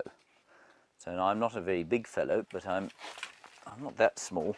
It's the same size as my torso, which I think is quite impressive, really, don't you, Jean-Ray? Yeah. Old Hoppy. And then the other thing, before we get into the detail of the skull, yesterday, or 2 days ago, sorry, we found, living in this skull, we found a little piece of wax, and into that little piece of wax went a stingless bee. And so inside the brain case of this giraffe is a small colony of stingless bees. Now those stingless bees are going to be totally immobile in weather like this, and so I think we'll have to wait for them to heat up before they start to come out again. I noticed that the entrance is actually closed now, but that tiny little drop of wax there was made by a stingless bee, and they do make honey, and they'll probably make honey inside this giraffe when there's some pollen for them to collect and nectar from the flowers, but until then they'll probably just stay safe and sort of dormant almost within the brain case of this giraffe. And for insects that are able to find a home like that, then that's what they'll do. But many, like I explained to you earlier, will just sort of die, and their eggs will survive over the winter time, and then they'll hatch during the summer.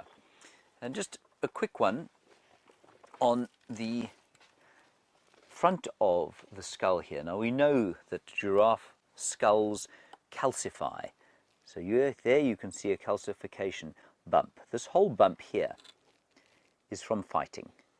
And in much the same way as rugby players and gridiron football players have thickening of the skull from continual bashing, so the giraffe's skull starts to calcify. And you saw on that giraffe that Brent was looking at, you could see that it had, the skin was broken, and it's this calcified lump that's growing through the skin there. And that doesn't form unless there's been repeated concussions to the head. Then the other thing, of course, is this thing called an ossicone. And an ossicone is a fancy way of saying horn, except that it isn't a horn. And there are actually 4 different kinds of sort of head protuberances, if you like. Don't you like that word, John? Protuberance? Yes. Try and say it. Protuberance. You see, he can't say. He said protuberance. I'll teach him when we're off air. So 4 kinds of different protuberances that come out of an animal's head. And they are all different families of animals. So the one family is the cervids, those are the deer, they have antlers. Then we have the Giraffidae, which have these ossicones. And then we, of course, have the vast family of bovids, which have horns, many of which I've showed you, which are bony like this, but they've got that keratin sheath on them. And then, of course, we have a family all on its own called the pronghorn antelope of North America. They only occur there, and their horns are slightly different, and they are bony, but they're a bit like these ossicones. The only 2 animals in the world that have ossicones are the giraffe and the okapi. And the okapi, of course, a close relative of the giraffe that lives in the basin of the Congo, so in the forests there. Now you can see here that it is growing continuously. It starts off very skinny, it starts off unfused with the skull, and it is a sort of cartilaginous join onto the top of the skull that gets thicker and thicker and thicker as the giraffe ages. And you can see, we can actually break off a piece here. You can see these little pieces breaking off. And that's where all the osteoblasts and osteocytes and the other bits and pieces of microbiology, I suppose, would be. Now we'll have a closer look. I'm just going to extend the size. Excuse me, Andre. Let's have a look here. Now what we'll do is just sort of put the microscope over the skull. There we go. Look at that. There we go, Hoppy. How's that? Look at that, everyone. Those are the different layers. It looks like marble, doesn't it? I think that's rather amazing. So those are the different layers that are getting put down all the time. The reason it looks so flaky like that is, of course, because it's being layered continuously. It is amazing. And you know what? Inside every one of these little crevices, there's something potentially living. I think that's amazing. Now, we had a question also about the gecko that we found inside the buffalo skull yesterday. I haven't looked. I'm prepared to look, so let's just see if we can't find him. First thing I'm going to get, however, is my light, which seems to have been stolen from me. No, it hasn't. Here it is. I have my light, so let's get the light and let's get the buffalo skull, and I'm going to retrieve it very carefully because our gecko is living in the brain case with his 2 eggs. He's got 2 eggs inside the brain case of this buffalo.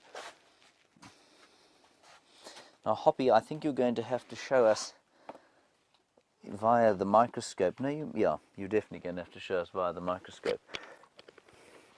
So we put this into the skull, and then we shine the light. And okay, now I should be able to focus this now. There we go. So let's just look. There are the eggs. Focus. Sorry, Hoppy, I will focus it eventually. There we go. Focus on the eggs. Those are the 2 gecko eggs. Now, let's find out if Mr. and Mrs. It must be Mrs. Gecko is out hunting, or if she's actually in here. So those haven't hatched yet. There's the remains of a daddy long-legged spider that probably spent, oh, that's amazing. Look at that. It probably spent much of the summer here. I think that's dead. It looks like it's just the exoskeleton. That's fantastic. Now, just see if I can't find the gecko. Well, while I do that, everybody, you're going to get a bit seasick looking at that image. I'll see if I can find the gecko in here, the adult. While I'm doing that, Leo Smith is driving up a hill with that rather strange headdress that he has on the top of his bonce.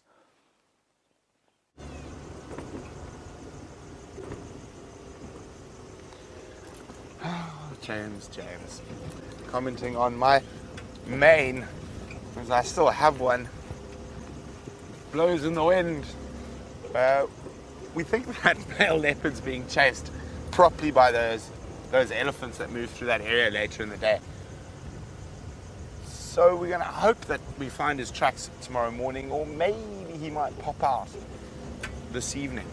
We just got a report that one of those lionesses that's been separated from the Nkorma pride is showing suckle marks, was seen during the day, not too far from the camp, and she was displaying like she might have a den close by. We're just going to have a quick look in that area, see what's going on around there. It's right on our boundary, so we're going to head up towards the Buffelshoek boundary, our northern boundary, and then head to the west. Unfortunately, those elephants marched straight through and out. After chasing the leopard, of course.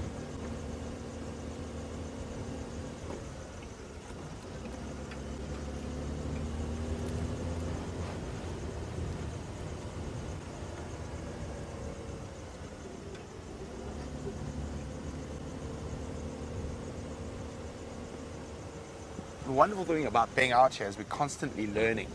And Natasha's wondering, what is the most important thing I've learnt from all the big cats, or any animal for that matter?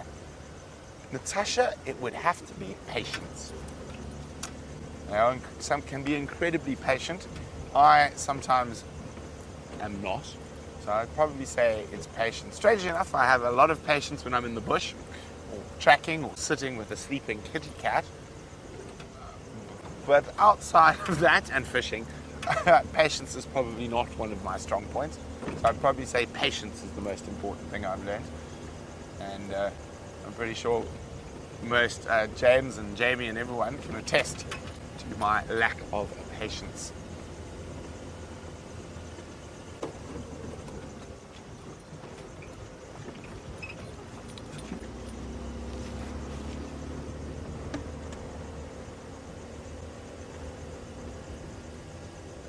And you don't only learn from the animals out here, you learn from the people. We've got such an amazing group of people.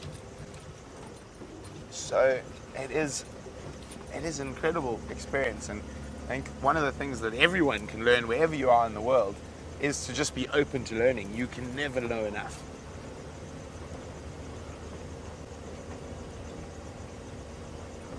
Catherine has asked, or read actually, that Juma means the lion's roar. Is this true? As far as my understanding, it's not the lion's roar, but it's a contact call between lions. That sort of,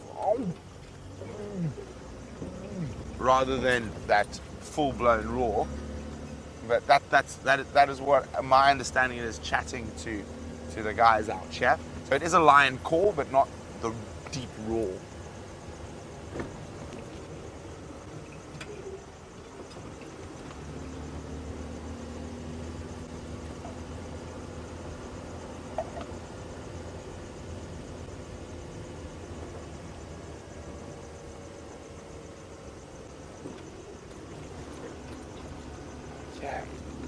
I'm just listening to the game drive, see what's going on. So the other 3 Nkuhuma ladies, the ones that are still together, so it probably means that young female managed to skedaddle away from the male, because there's the 2 lionesses, or actually maybe the lioness with cubs from Torchwood could be there as well.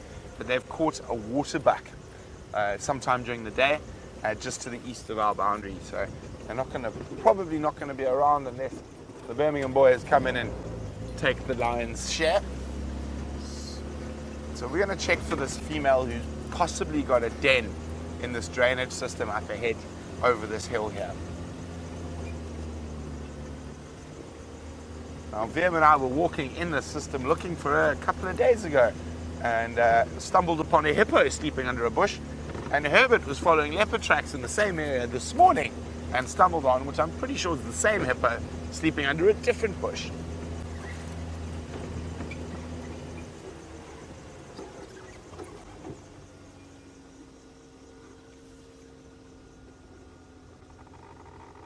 I'm sure these are those leopard tracks from this morning. This is where Mvula came from. Oh, the light's quite difficult at the moment. And he's just walked along the edge here. There we go. You can't really see them. Very difficult light, even if I throw some light onto it. But yeah, that's where he came from this morning.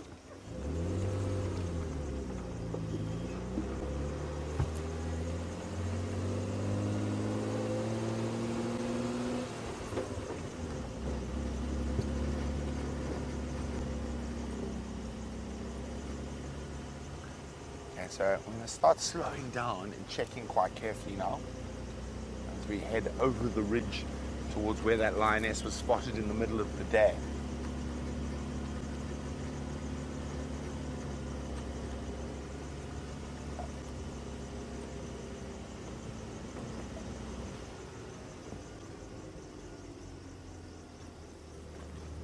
So while we carefully check for any sign of that Nkuhuma lioness, fingers crossed we might be able to find the den and get the first view of those cubs.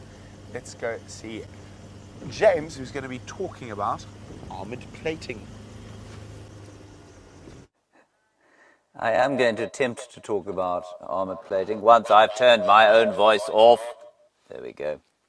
Sorry about that, everybody. Still getting used to the technical difficulties of the tent. Now, here is a tortoise shell, obviously. Can you see the tortoise shell, Hoppy? Well done. Now, the interesting thing about a tortoise, of course, is the fact that these scoots indicate not so much its age, but the times of its life that it's had. So if I take out a piece of this grass and then use it as a pointer, because I'm so inefficient that I don't have a pointing pencil or something, what you can see is that these are periods of growth. Each ring, much like the ring on a tree, is a period of growth that the tortoise has experienced. Now, what is interesting to me is that it doesn't happen on a yearly basis like it does with a tree. It happens during times when nutrition is good, and sometimes when nutrition is bad, then the tortoise hardly grows at all. So you can see here, you see this particularly fat line there. You see that, Hoppy? That particularly fat line there, oh dear, is That fat line indicates that this tortoise had a very good time then, and it was perhaps, I don't know how old this thing is, but there was probably quite a lot of rain, and therefore quite a lot for the tortoise to eat, and so it grew quite rapidly.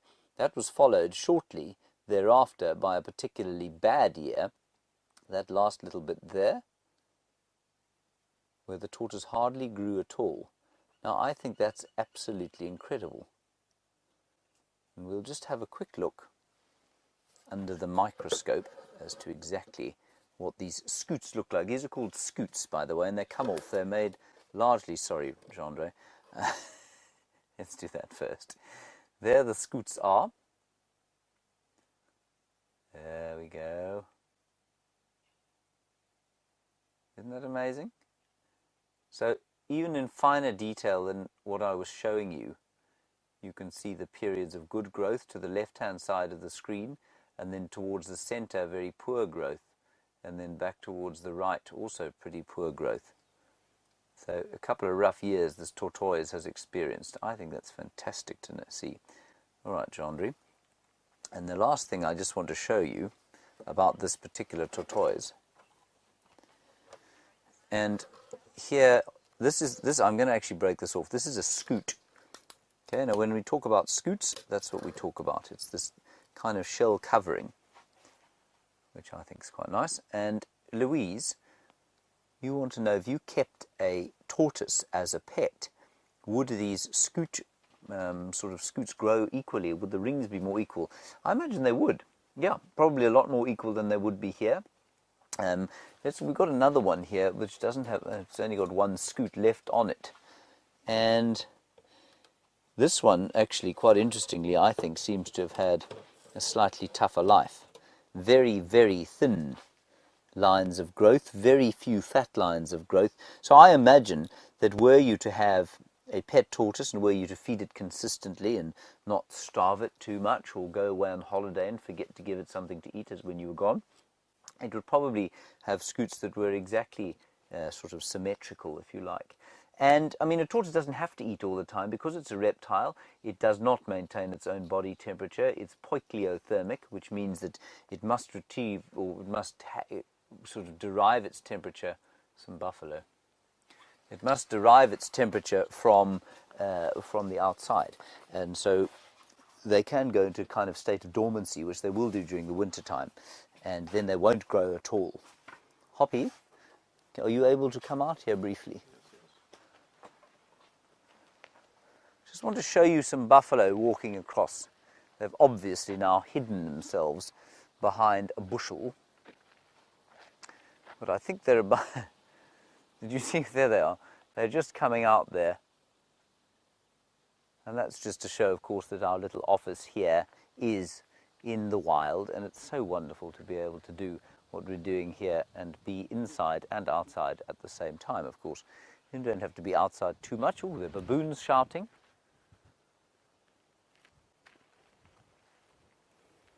Jean-Andre, I'm not a baboon. Anyway, those are the buffalo. Where those lions went, we're not sure where the lionesses are. They could well be in that rather difficult block over there. And it's difficult because there are a lot of drainage lines and things in it. In fact, I think while you're next with Brent, I'm going to draw a diagram for you of exactly how the drainage line system works here. Okay, well, Brent is off the vehicle, so I'm going to just draw it for you while we're live. Come on, Hoppy. Let's just put up our easel. Let's just give Hoppy a bit of time to get back into the tent. Of course, he is virtually crippled. Is that okay for you? One day he's just going to reach round and bludgeon me from the other end of this. I wouldn't blame him. All right, so here's the eastern edge of Djuma. East. Here's the northern boundary, which sort of goes in that direction like that. So I'm talking absolute rubbish. That's the western end of Djuma. There's the eastern end of Djuma. And there's the south. There we go. Now, the major drainage line that goes through Djuma, everybody, is called the Great Mulwati River, which flows once every 1,000 years or so. Probably not quite that infrequently, but it doesn't flow very often.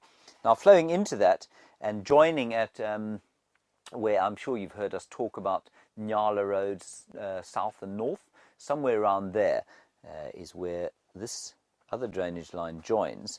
And that drainage line leads, of course, into Djuma Dam. Look at my dam, Jandre, you see that?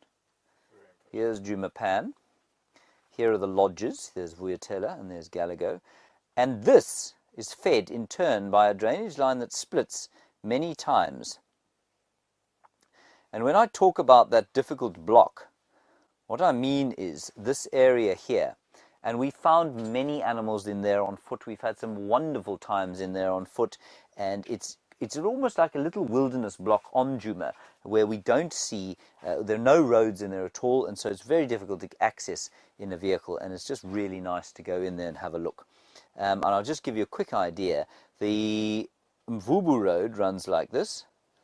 I'll indicate a road, actually. We will get different coloured pens as we go along, but that's a road. That's Mvubu Road, and many of you will have heard us talk about Mvubu Road. Vuyatela Access Road goes off there like that to the entrance. This is, of course, not to scale because I have no sense of proportion. And that there is Galago Shortcut, and that would be Aubrey's Road there. And Galago Shortcut, of course, is where we had that wonderful hyena den with the scotia tree on it, and it was over here, round about there. And I'll just quickly draw the scotia tree, of course, which was very wonderful, under which, of course, were a few of these hyenas.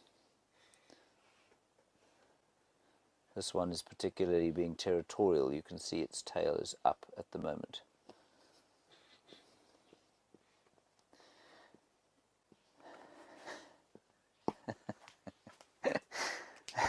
Right. I think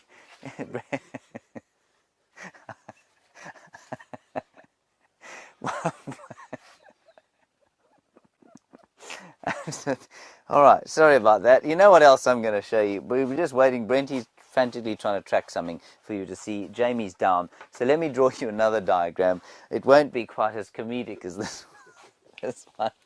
But what I want to show you is where all the hyena dens are. And now where our beloved hyenas who have really irritatingly gone off to live at Simbambili. I know they'll be back at some stage, but I know, I'm hoping they're going to be back. What was that, Kirsten?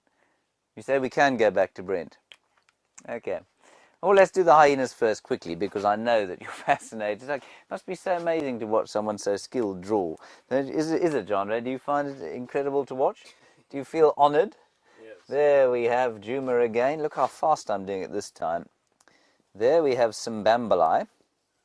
And there we have Arathusa. Okay, I'm just going to put Ara, and I'm going to put Sim, and we'll write the full Djuma there, of course. Right, Beefle's Hook. Okay, and T-Wood. B Hook. Wonderful. I like the mixture of high uppercase and lowercase letters. That's excellent. Okay, so we had here, I'm going to rub that out. We had the hyena den on Galago Shortcut over there. The road does that. Then we had Aubrey's Road here, and we've got the main road that goes like that. Aubrey's Road den was right near the boundary of Biffle's Hook. And you can see there how close it is to the boundary of Simbambili. Sydney's Dam, which is obviously a large dam, is over there. And I'm just going to quickly draw you Djuma Dam, which of course is over here. Now, between these two dams, there are, and as they've got drier and drier, of course there's a little bit of water here. As they've got drier and drier, so the game paths have formed between the two. And both of these den sites, the Galago Shortcut one and the Aubrey's Road one, were basically on major game highways. And so the lions used to come knocking up between here and between Sydney's Dam looking for things. And I think that's why they've moved across here onto Simbambili, and they've built themselves another home there. And I'll just quickly draw you a cub. There we go. There is a hyena cub. I think that's D1 actually. D1, that's where they live now. Right, Zoe, thank you. You say you'd like to play Pictionary with me one day. You would almost certainly lose, and I'd have to apologise to you. Let's go across to Brent Leo Smith, who seems to have muffled his face with a very colourful scarf.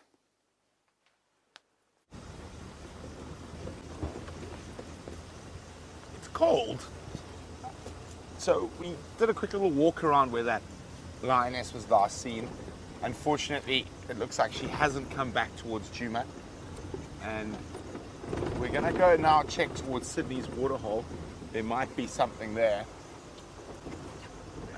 Yeah, well, there's lion tracks to the left, well spotted. Let's have a quick look. Going towards Sydney's. Oh, very interesting. So VM's got some tracks there going down. As I said, this light, unfortunately, is really, there we go. We can see them quite clearly now. And those weren't there this morning.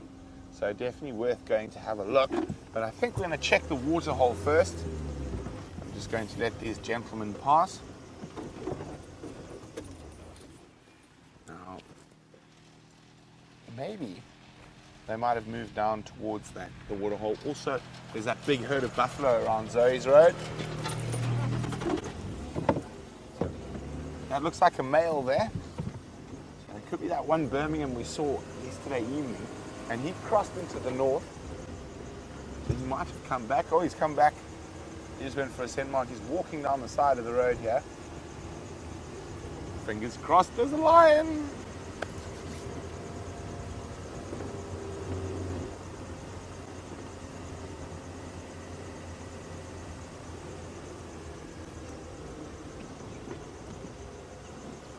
Before we went into Imvula, oh, look at that. Isn't that absolutely gorgeous?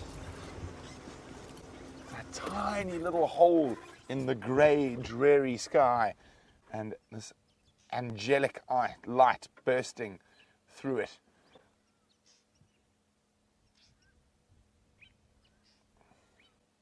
I think that deserves a photograph. I hope you guys are getting some screenshots of it.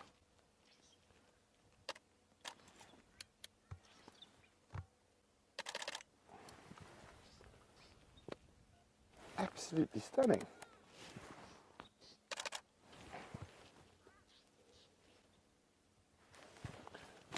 The only bit of light we've seen this whole sunset safari. We're going to keep following these lion tracks. Hopefully we can follow them all the way to fruition. But we're going to go to James, who's got something at the Djuma waterhole camp. There, everybody, is a diagram of what we're about to show you at the Djuma waterhole. Take a look at this. Take a look at this. There we go. Ah. This is unbelievable. There was a hippo right there, everyone.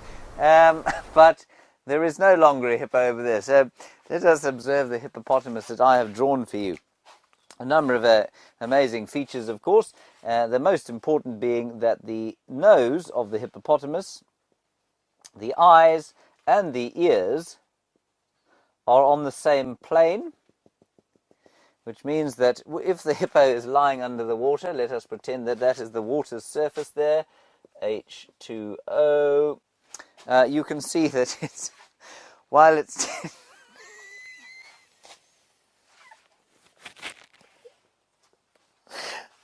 Sorry.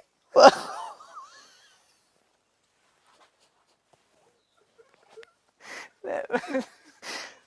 while its head, while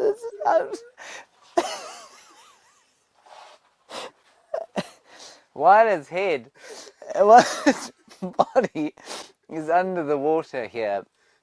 So, this is seriously, I mean, I'm genuinely trying to show you something here.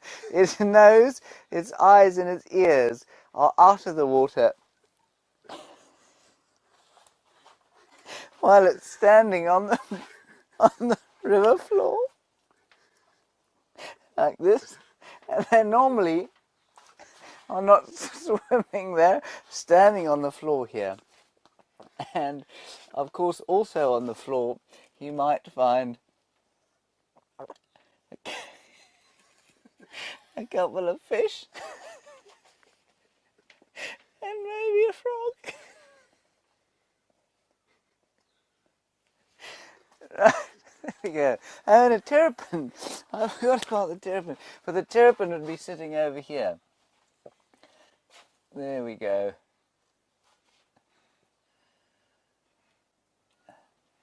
Basking in the sun. And that is how the life of the hippopotamus goes. I can but apologize for that. Brenty is trying desperately to find something in animal form out there. So let's have another serious biological discussion. And what we're going to look at now is a scorpion. Okay. I became slightly hysterical there, you may have noticed.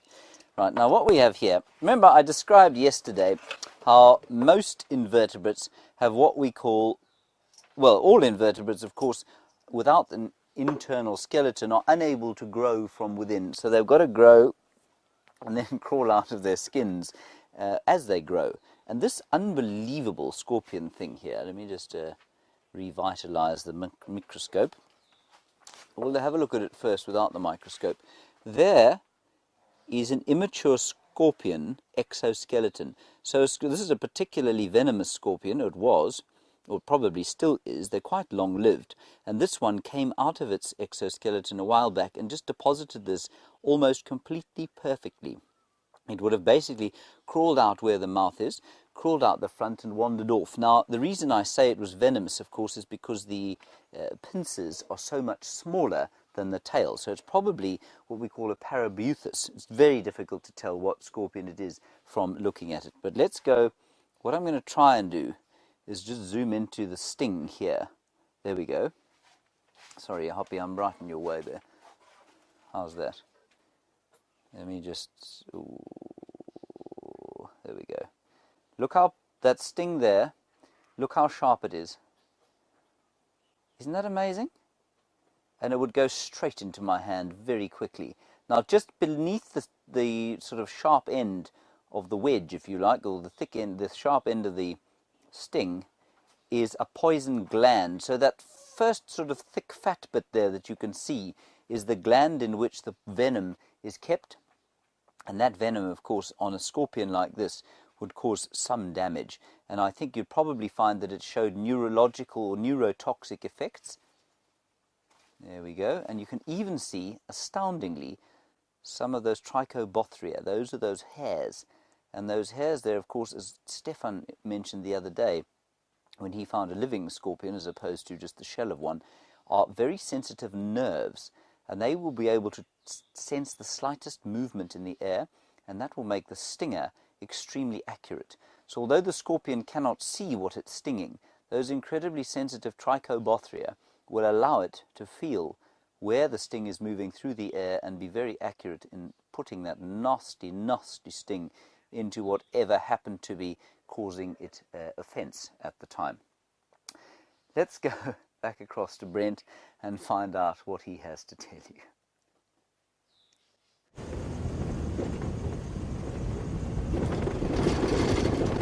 I thought I had a long distance visual of something big, possibly an elephant crossing the road, just very briefly.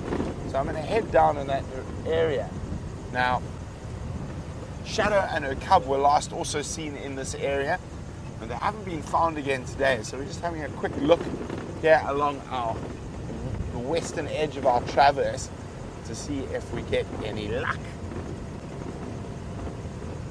It's quite chilly and getting chillier. I think it's nearly time for the warm gloves. I'm not even going with the not so warm gloves, going straight for the warm gloves this evening. What was that? That was a very funny looking little creature that just moved from the road. It could have been a duiker.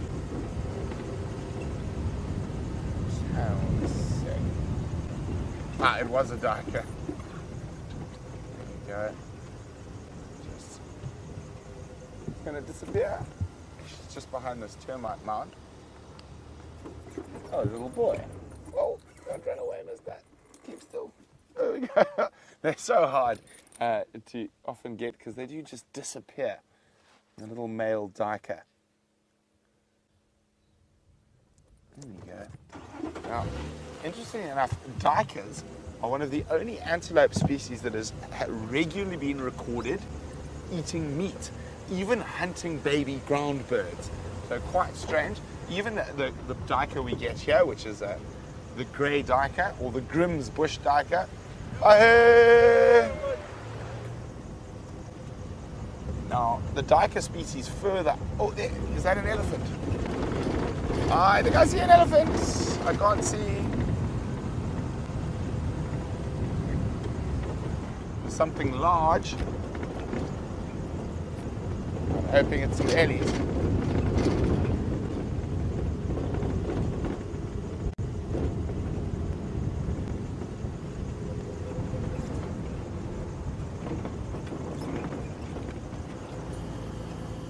Trying to see what.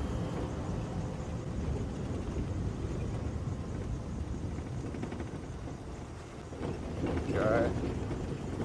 Now, it's often very obvious that elephants are left or right tusks. I mean, they predominantly use one or the other.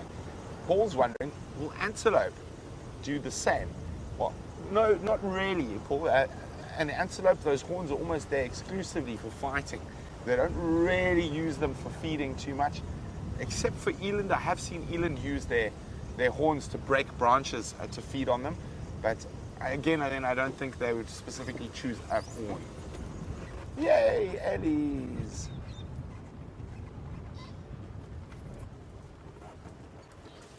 You've got to be very cautious around elephants in weather like this. They tend to be a lot more nervous and sometimes quite a bit more aggressive when there is strong winds about.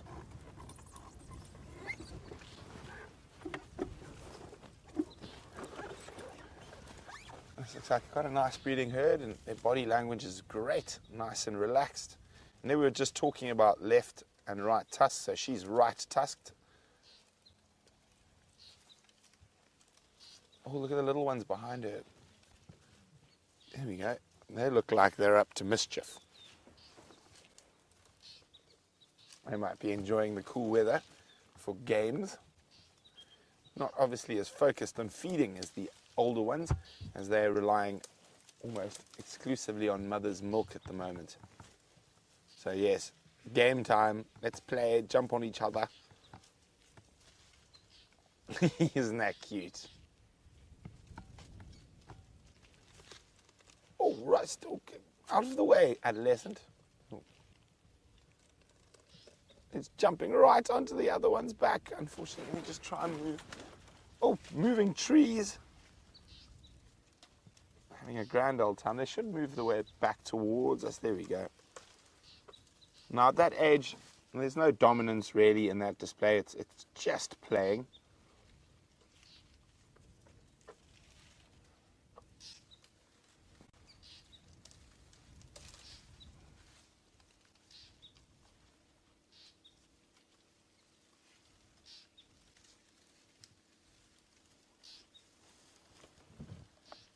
What are you up to now, mister?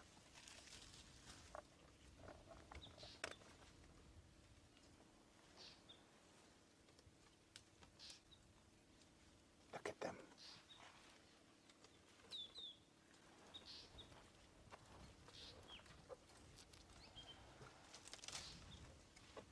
What are these two up to? They definitely look like they're about to play.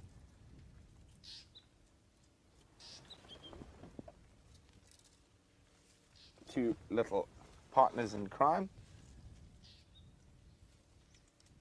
Now, when you have different aged elephants that want to play, quite often the older one will take a submissive stance, sort of try to get itself lower to entice the small individual to play with them.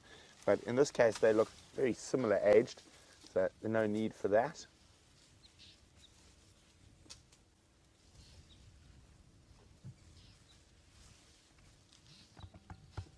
Well, they are slowly moving into a thicket. And I said you've got to be extra careful with elephants in windy weather They can be a little bit tempestuous. Oh, the babies are back there. Let me go forward slightly. There we go. Oh, there we go. Trouble 1 and trouble 2. Both of them are a year old, under a year old. Quite mastered the use of the trunk yet. You can see how they are a little bit clumsy.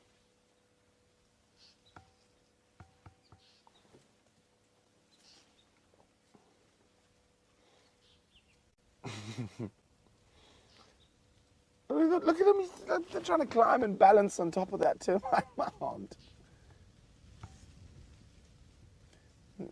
It doesn't look like they've managed to master the control of their feet yet either.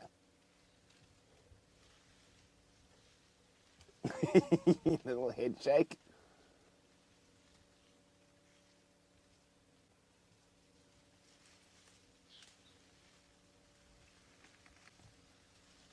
Oh, he's having a scratch. A scratch an itchy spot on his foot.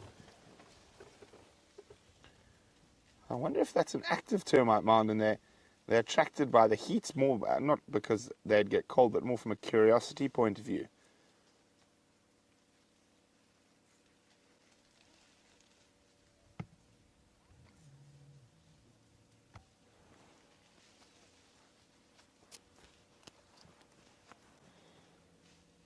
So they're going to move off into the thickets, and I said with this cold and windy weather, we're not going to push them at all. D. Bag's wondering, are young animals taught what to eat, or is it trial and error? Well, I think a lot of it is residual instinctual knowledge. So the same reason, or the same way that someone who's never seen a snake, knows nothing about snakes, even as a small child, is immediately scared of a snake. So I think that's some of that, a lot of that will probably be instinctual knowledge. And I think the stuff that tastes bad tastes really bad out, yeah? So it'll be interesting to know. I don't know if it's taught. I personally don't think so. I mean, they do learn in certain areas, because you must remember that man has spread lots of trees that are not supposed to be, or weren't indigenously occurring, like fruit trees. And elephants know that those taste good, and probably a sense of smell, their acute sense of smell will also help them with that. Just one sub-adult left at the back in the thicket, still feeding. The rest are moving through up this little river system.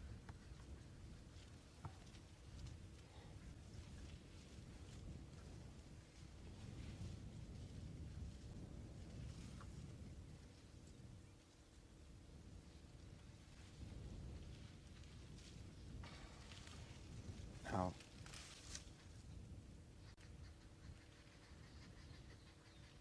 we've talked about how you've got to be a little bit more cautious of elephants when the wind is gusty and strong like this. But this herd has shown us no signs of any aggression. I'm just going to see if we can move a little bit here, if we can get a better view. But unfortunately, they are going to a very thick area.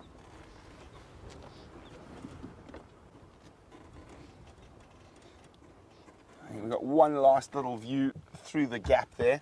So we'll take you into that last little view of a grey shape behind a bush. James wants to show you a little bit of what happens behind the scenes in the Fireside chat setup.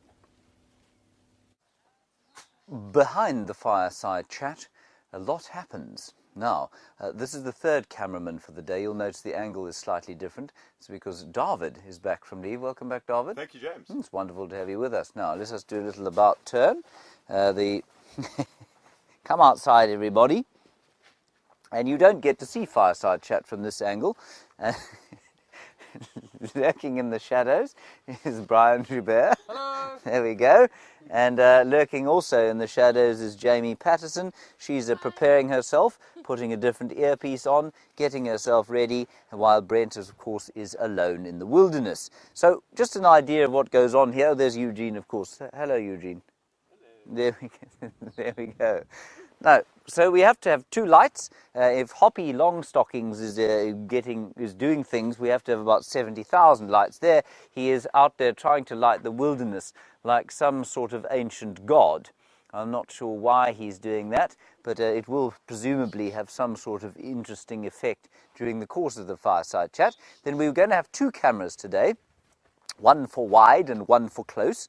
One will be operated by Brian, correctly, Brian? Yes, that's true. And the other by David, if I'm not mistaken. Indeed. David straight back into it. And of course, there is the fire that will be blowing smoke straight into their faces. And so when you hear coughing and see shaking of the picture, it will be because the cameramen are being asphyxiated.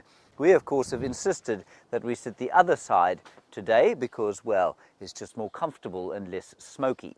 Now remember, the Fireside Chat today is going to be looking largely at cubs, so there will be a cuteness overload, and there will also, of course, be a discussion on, well, sorry, not a discussion, it will be on Facebook Live. So don't keep watching this stream, you must go across to the Facebook, I think it's the Safari Live Facebook page, and you'll be able to watch us there for the last 15 minutes of the drive.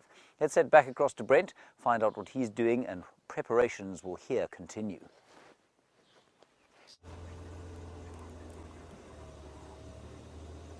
We meandered probably another 100 meters and we've come across another herd of ellies, and they're a little bit more in the open, so let's have a look at them.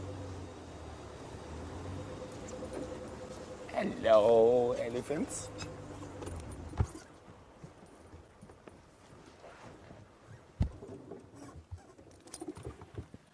See, there's a slightly more alert stance now, but now she's decided that we're not actually posing any threat to her, so back down to the more relaxed stance.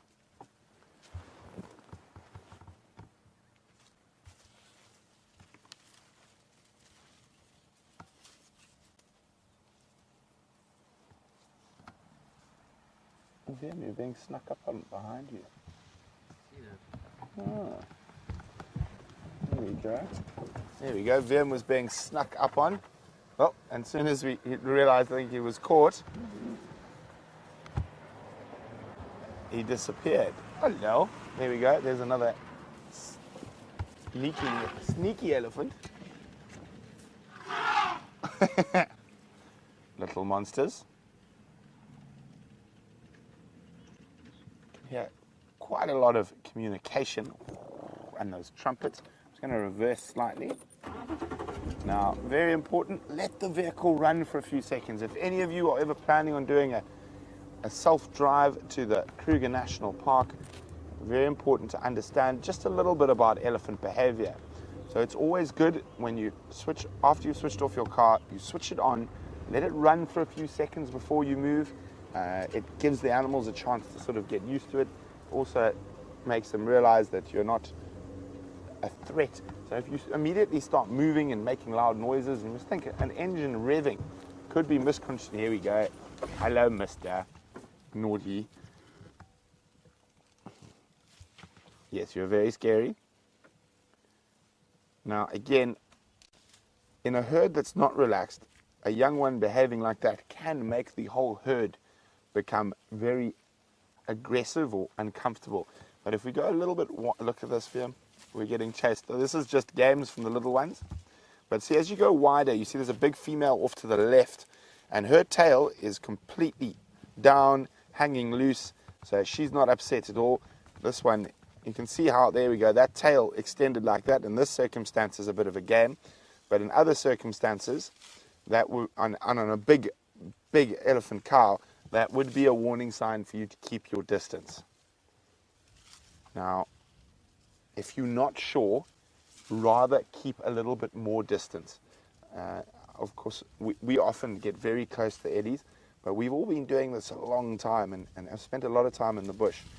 And most of the time, elephants are not going to be aggressive or a problem towards you if you treat them with the right amount of respect and give them the space when they tell you to. And they obviously can't say, hey, you, please give me space, but they do that with their body language. And it's quite easy to tell. And if you're unsure, as I say, rather just give them a little bit of space. Hey, Naughty.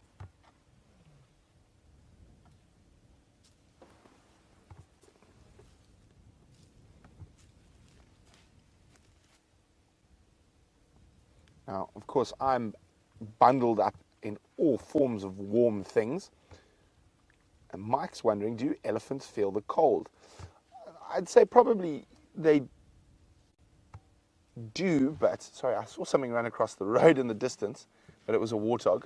I got very excited. It looked sort of the right sort of size for a predator. And there's also a lone wildebeest under the power lines there. That's very late for a warthog. They should be in bed by now. Otherwise, they might become dinner. I'm going to try and swing us around a bit again, these ellies.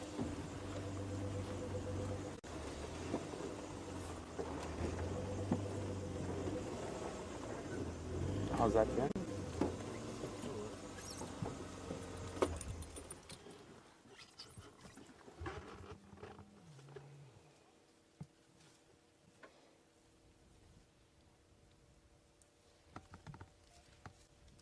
I've been in the bush the majority of my life. I've been very, very lucky with the upbringing I've had and the opportunities and things and experiences I've had from a very young age. And Zoe's asking me, at what age did I see my first elephant and do I remember it?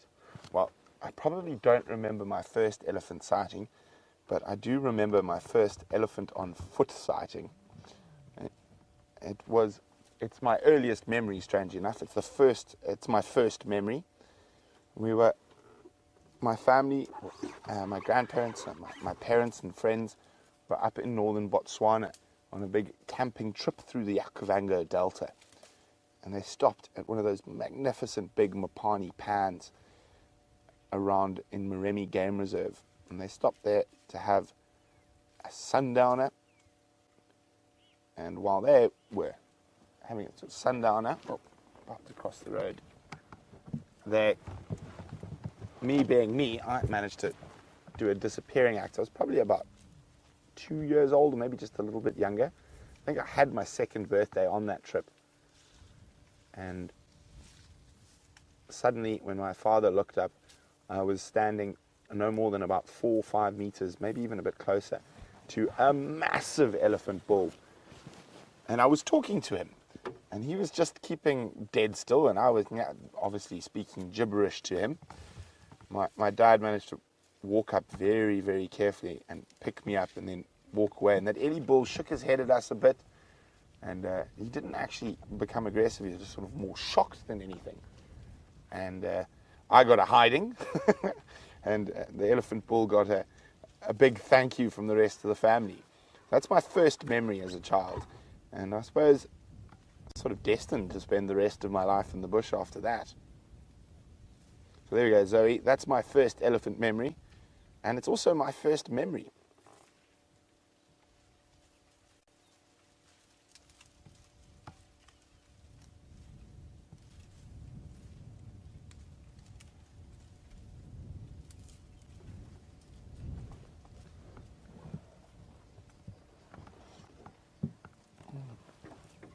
Oh, more ellies. There's quite a large group of them around here.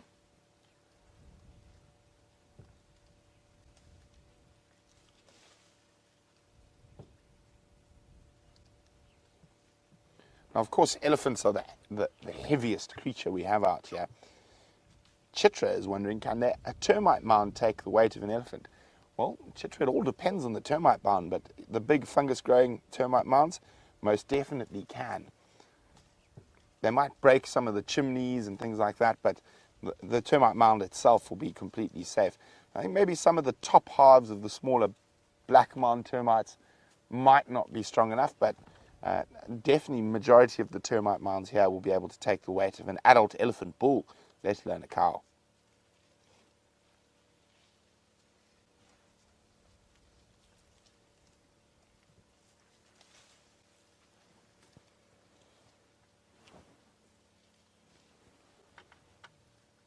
It's so peaceful just sitting with the ellies as they feed.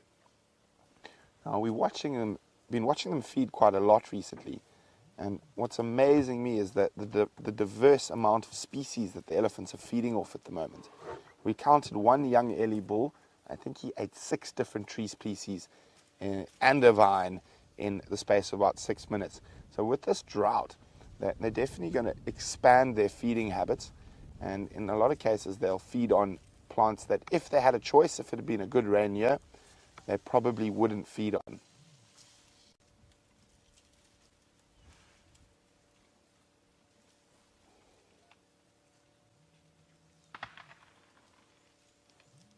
Oh, that sounded like a massive tree being pushed, and it sounds like there's some more maybe towards Impala Plain, so they could be out in a slightly more open area. So let's go have a look.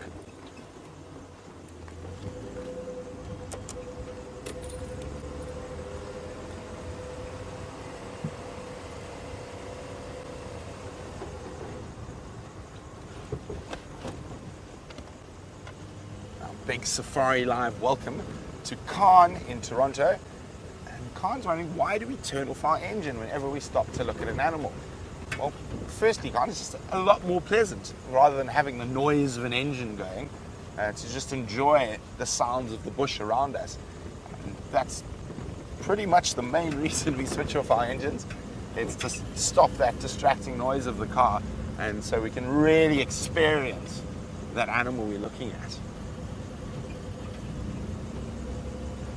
I can't wait for the day that we're going to have electric vehicles that are functional out in the bush, because we're going to be able to drive around so quietly. Now that does also come with a little bit of a problem. So, of course, in these vehicles, the elephants can hear us coming, so they sort of have an idea we're on our way. But if you're in a quiet electric vehicle, you might give them a fright. But I think they will get used to it, and I think they'll pick up on the sound of the tires.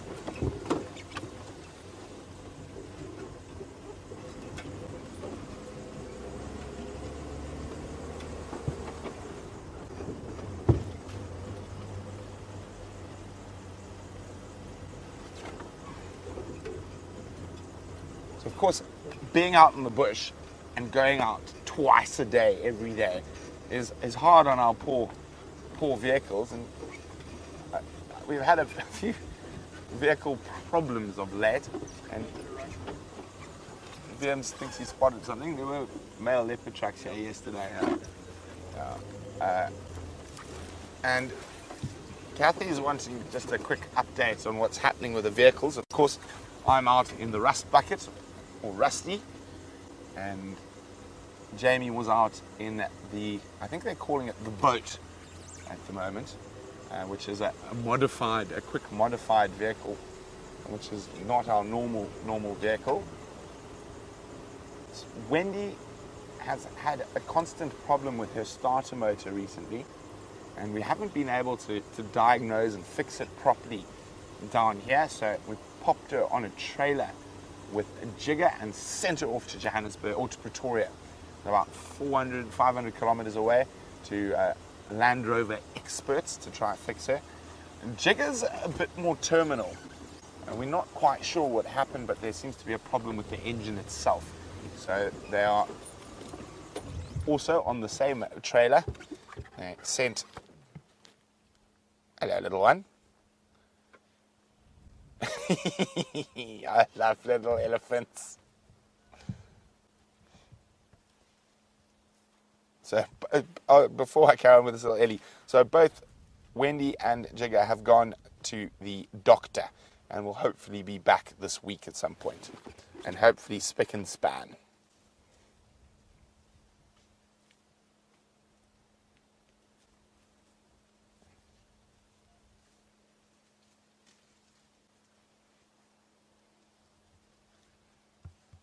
Oh, look at him go. We're being stalked. Just a quick reminder, there's only an hour sunrise safari tomorrow, because we start our preparations for the Father's Day TV shows, and that'll be over next weekend. But so only 1 hour tomorrow morning, and also remember, Facebook will be where Fireside Chat is, on the Safari Live Facebook page. And remember, you don't actually have to be a member of Facebook to watch it. And you just open up Facebook, type in Safari Live, and you should have, or you will have, access to our page. Now, as these Ellies move across, I'm going to start making my way towards the fireside. And I'm going to be quite happy sitting next to the fire. It'll be nice and warm. I might actually climb into the fire. So it's also getting a bit dark, and some elephants don't like lights, so we're just going to leave them be. Hopefully we don't have too many elephant traffic jams on the way to Fireside Chat. We do have those from time to time. Unlike the big cities, our traffic jams even happen on a Sunday night.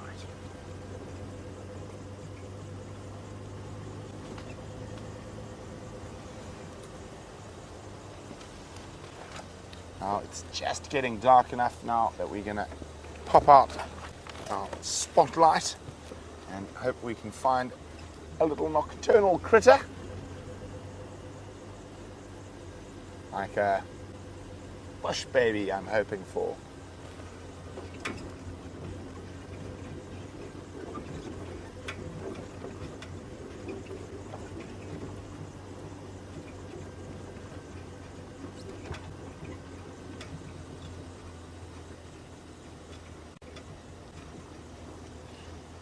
Well, as you can see, I'm decked out in all my winter gear.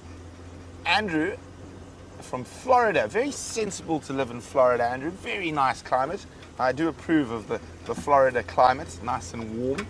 Andrew's coming out in September to visit Kruger and is wondering, is it going to be chilly in the mornings and evenings? Andrew, it will be a little bit chilly, but not nearly to the degree it is now. I'm going to try to do the conversions for you. Early morning, probably be around 50 to 65 in that region, and getting upwards of 90, maybe even a little bit higher towards the end of September during the day. And then again in the evenings, it'll get a bit nippy towards the end, but no need to have 3-4 layers like we've got on at the moment. So you might have noticed a little impala scatter past me, and I turned my lights off. Now, we don't shine our spotlights on any of the diurnal animals. That's impala, zebra, giraffe, things like that. And so we don't want to blind them. And it doesn't blind them for very long, but it could give a predator the potential chance of being able to catch them a little bit more easily. And we are here to observe, not to interfere in what happens. So we don't want to be on the predator or the prey's side. We just want to watch nature take place.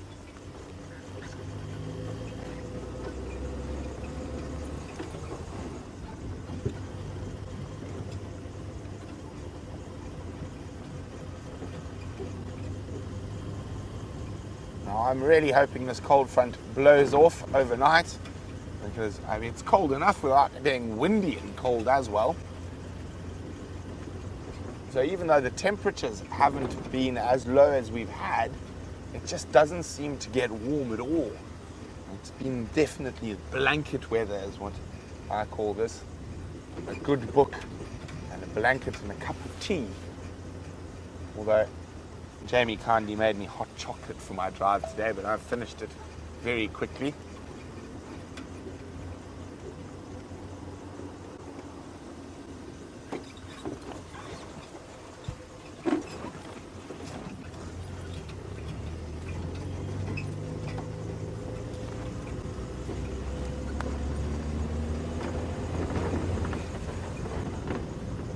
We're going to start making our way towards the Fireside Chat where James and Jamie are. Just another quick reminder, it is on Facebook Live, on the Safari Live Facebook page. You can catch us there, talking about the ongoings of the week, what's been seen, what's new, what's cracking, and I'm sure good old Jamesy has got a little sing-along for you at the end.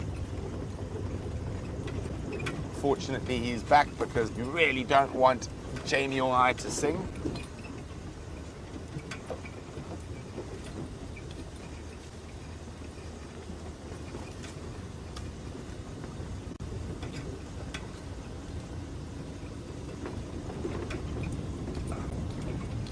we talk quite a lot about, or we speculate is probably the best way to describe this, about what the different animal vocalizations mean. And Tony, old boy fish, would like to know, if I could talk to any animal out here, what would it be? Now that's quite a difficult one. I think, yeah, Vim's like me. I want to answer that question, so I'll let Vim go first. Turtle dove. Vim would like to talk to the turtle dove. Why the turtle dove? They'll know all the secrets everywhere. But they're very stupid. So they'll just probably go turtle dove, turtle dove, turtle dove, turtle dove. Now I think I'd like to talk to the elephants. Now they also see everything, but they also smell everything. So, oh no, I smelt a lion over there. I smelt a leopard. Oh, I chased a leopard over there. But also, I think an elephant would be a very interesting conversation. I think the turtle dove would probably be a bit like Dory from the Finding Nemo. Very forgetful. So even if they saw something, they go, oh, leopard. Oh, grass. Oh, bug. And Herbert's on the back here as well. Herbert, what animal would you like to talk to? Drongo. A fork-tailed drongo. Yeah. That's actually quite an interesting one. The toughest little bird in the bush. It attacks everyone and everything. I've even seen them dive bomb a leopard before.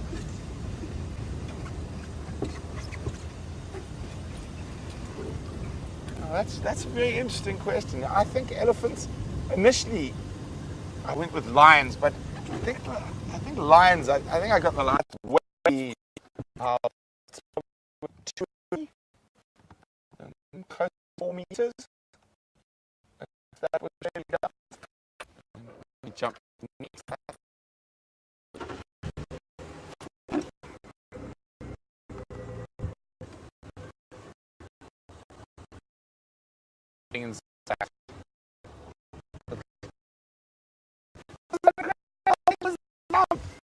Amazing. Boom, boom. From there all the way to there.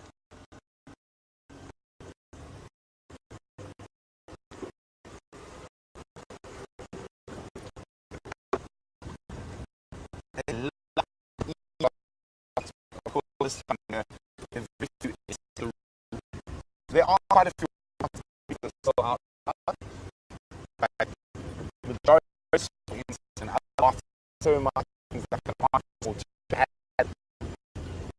aren't really found. So they have to put their eyes gum from a tree acacia. It's quite a few different species of it.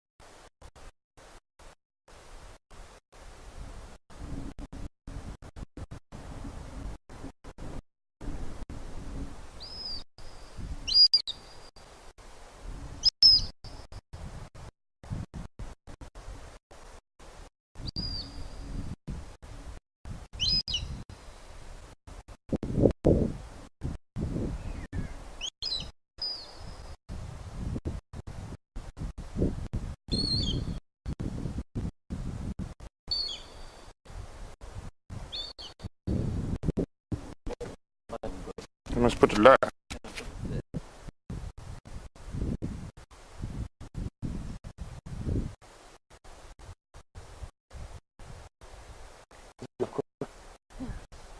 Come on.